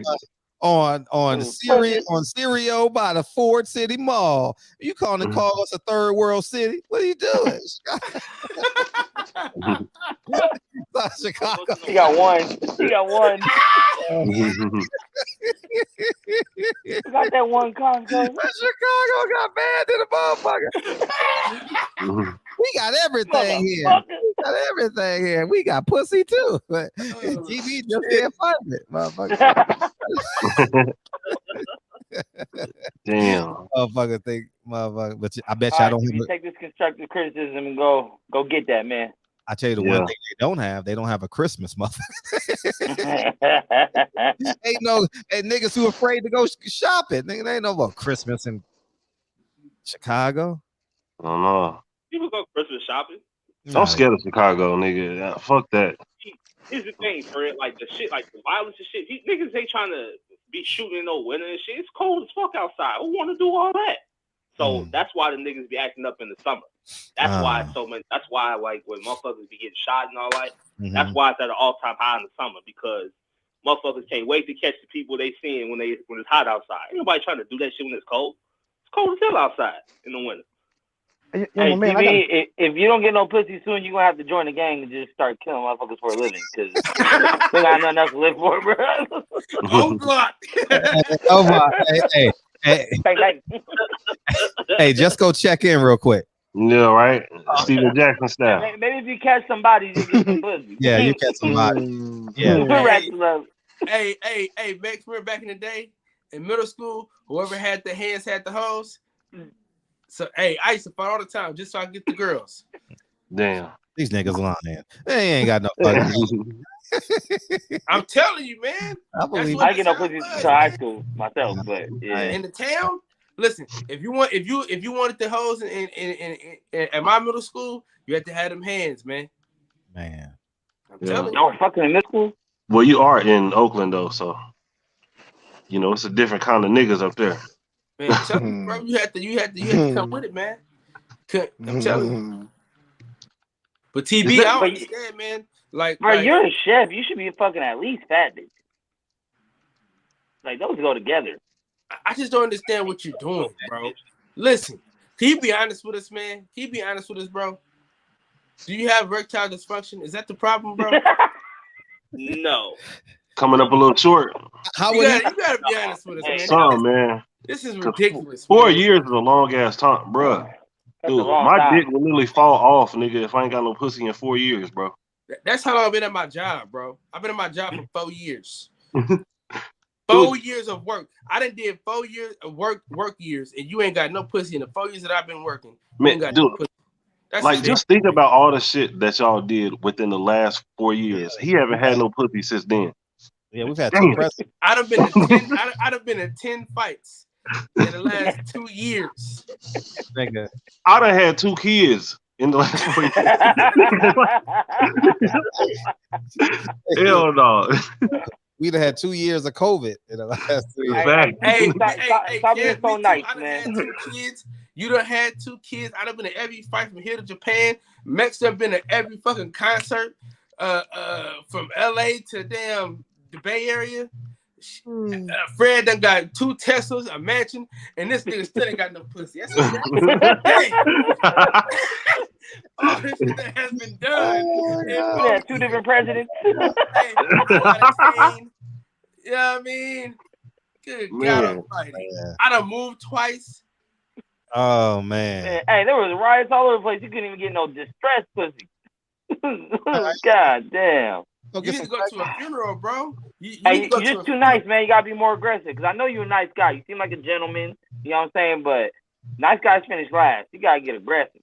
They damn not that kind of aggressive, but like, yeah. You know what I mean? Hey, you're right. That's my problem right there. Nice guy finish last. That's right. Nah, exactly, man. Nah, you right. You right. Goddamn game. Nah, see y'all niggas stupid, man. In the words of the great philosopher Frederick S. Hawthorne, the gentleman never goes out of style. Nigga, he ain't got no goddamn game. I'm telling you, Kyle, man, no pussy, though. You gotta let these women think that it's a privilege of them to be around you, man. All that nice guy stuff, that stuff don't work today, man. Come on, man, these whores is whores. Listen, man, I've gotten. I agree with him though. I've gotten my. I've had my share of lovers. Nigga, I'd have been nice my whole life, man.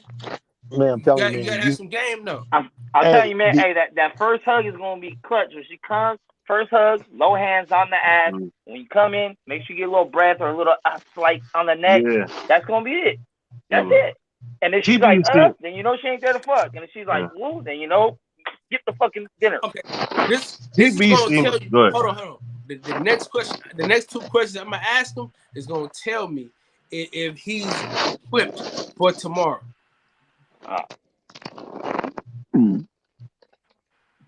TB. Yeah. What kind of music she like? And music I listen to. And what is that? Like what every black person listens to. Rap and R&B. All right. Does she have a favorite artist? Yeah, like her, SZA, like. I just met her yesterday, bro. I don't know all that yet, bro. Have you been texting her at all or talking to her at all? Yeah, I text her a couple times, but not like that.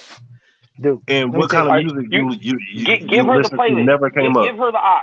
Give her the aux while you cook. Let her pick whatever music, even if it's trash. Cause it's gonna get her. Man, fuck that, dude. Hell no, nigga. Look, you need to assert dominance, nigga, from the fucking like beginning. Like you got the music already on. Like he need to have all that shit already like set up. But shit, he don't even know what the fuck she like. What kind of movie she into? Bro, I just met her today. Met her yesterday, nigga. But still, though, if she coming to your house, you need to know what movie they're gonna be watching y'all. Dude, she coming to your house, man. That means she wants to give it up, man. I'm telling you. Chicks don't be going. Chicks don't be coming to dudes' houses like that for nothing. But still, though, he needs to know the basics at least. Nah, all he need to know is she's coming over. That's it. That's it, man. Bro, that's the it. Nigga, man, he gonna strike out, bro. He's about to be Michael Jordan on Space Jam. He's striking out, man. Son, these whores is whores. I'm telling you, man. They are. Hey, I agree. He gonna treat them like a lady, though. He gonna treat the hoes like ladies, man. That's look, man. If they will play that nice girl role. They will play the nice girl role. But if she's coming over there, she want to give you the draws, man. I'm telling you, I know these whores, man. I'm not saying the girl you're dealing with is a whore, but I'm telling you, she coming over there. She want to give you something, man. I'm telling you. I'm like, I wouldn't lie to you. I'm gonna tell y'all this. I got $100 saying he don't get no pussy. I got $100. Hey. I got $100 saying he don't get no ass. I got confidence, my man. I think he's gonna get this, man. I got confidence in him. Hey. No, I got confidence, but I ain't betting on it. I'm not gonna bet on I'm not betting on this motherfucker. I'm not betting on him. I got confidence in him, though.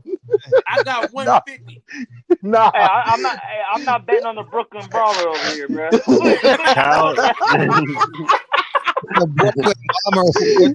I got confidence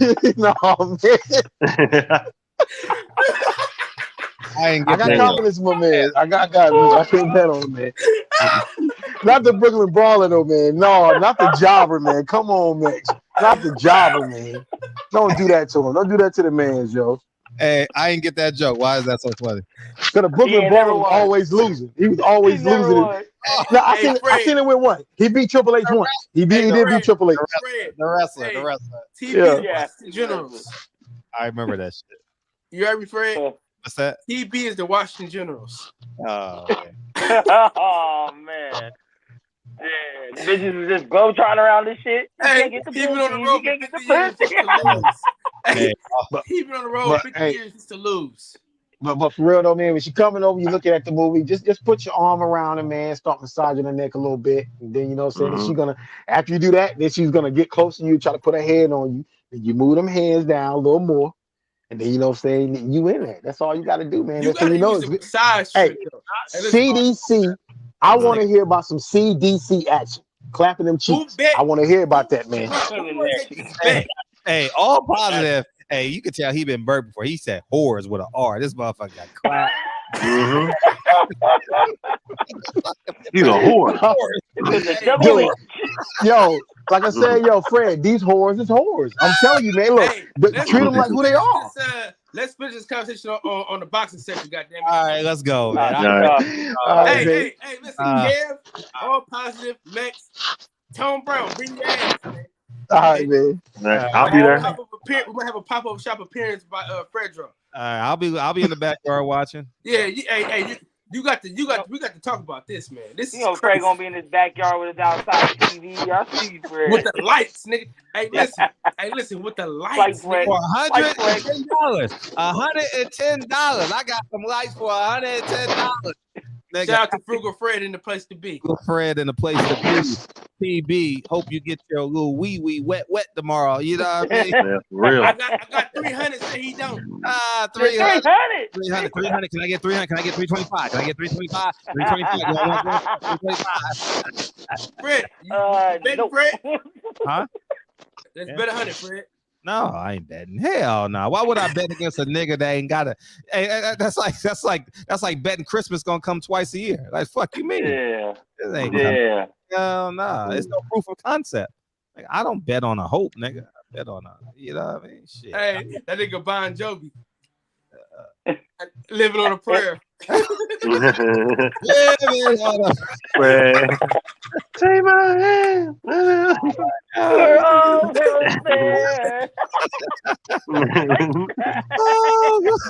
Damn. CB, good luck, man. Good luck tomorrow, bro. Hope you get it. Hey, there's some good news on Thursday. Hey, I got a show on Wednesdays that gives you like that play-by-play for you niggas, and y'all don't take advantage. Hey, you got condoms and stuff already? Nope. Hell yeah, Bro, of course, man. What type of question is that, man? Hey, wait. What the fuck you got comments for? Have they expired already? 4 years, bro. That shit ain't still good. What do you mean? Of course you got condoms. You don't use them, Fred. You gotta go get a new box. You know what I mean? This shit still as hell. The roaches, motherfuckers. They all dried out and shit. Just disintegrate. Hey, TB. When you go get the condoms, get the ecstasy condoms. Get the what? The ecstasy condoms or the fire and hots. Oh yeah, them damn fire and ice, man. For her pleasure and yours. I go ultra thin because that shit feels good. Oh, he ready for that. Yeah, they pretty cool. One of them bitches popped on. Hey, it don't matter if you don't last 30 seconds. All that matters is you got in it. That's it. Hey, he only gonna last one commercial, nigga. Fuck Hey, see the alphabets while you in there. Hey, he ain't even gonna last longer than the Bone and Biggie intro. Hey, they will. Man. It will be a trap. See your ABCs, bro. See your ABCs while you in there. He said, I think I can. Yeah. A, B, C, D, E, F, G, H, I, J, K, L, M, N, O, P. Oh! I'm sorry. Oh my God. Hey, I remember. I'll tell that story tomorrow. All right, remind me to tell that story tomorrow about busting. I'll be over there, Kyle. I love y'all, man. Hey, in the words of the great philosopher DB, Fredro, play the song, Fred. For sure. TB, good All right, luck. y'all. I'll let you, man. All right, peace. All right, peace, King. I told you, man. TB is a gift that keeps on giving, man. You want to kick him off the show and shit, man. TB is the best, man. Man, no one believes in that nigga no more.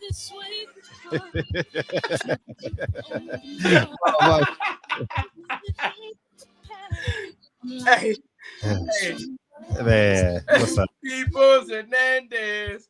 Hey, that was the dude that came in here talking about he was trying to bet everybody for Roddy versus Javante Davis. That's the same thing was with TB. Yeah, I knew he was all cap. Motherfucker just was lonely. He ain't, you know what I mean? He knew he would get the attention he wanted. 2,000. Chef April, the great one. Patricia, how you doing? 3G, what's up, Patricia? 3G. Oh, man. Oh, Delonte, he said this shit funny to motherfucker. It was, JP. Shit funny, man. 7 deuce. Travis, what was the topic of the show? IMJ, KB, what's up? What was the topic of the show? Jay Morrison. Oh yeah, we got away from that. I'm glad we got off of that.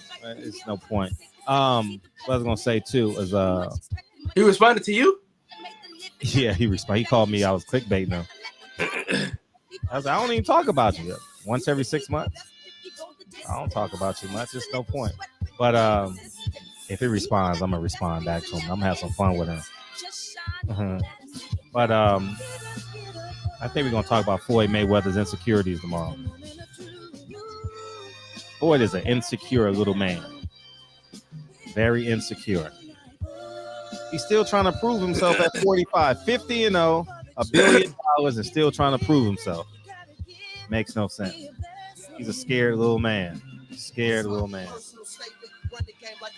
Oh man, turning to be the greatest. Yeah. Remember the 10-pound challenge? You failing? You went to what? You get some extra sauce and some. You're not doing a good job. Where'd you eat at today? On your live? I had some Jamaican food. What kind of? What'd you get? Oxtails? No. What'd you get? Salmon and jerk chicken. Salmon and jerk chicken? Oh, you full. You got the itis. I was right after. That's why I was telling my kids kept tapping. Yeah, you got the itis. That shit heavy than a motherfucker. I had it early in the day, so yeah. It worked out.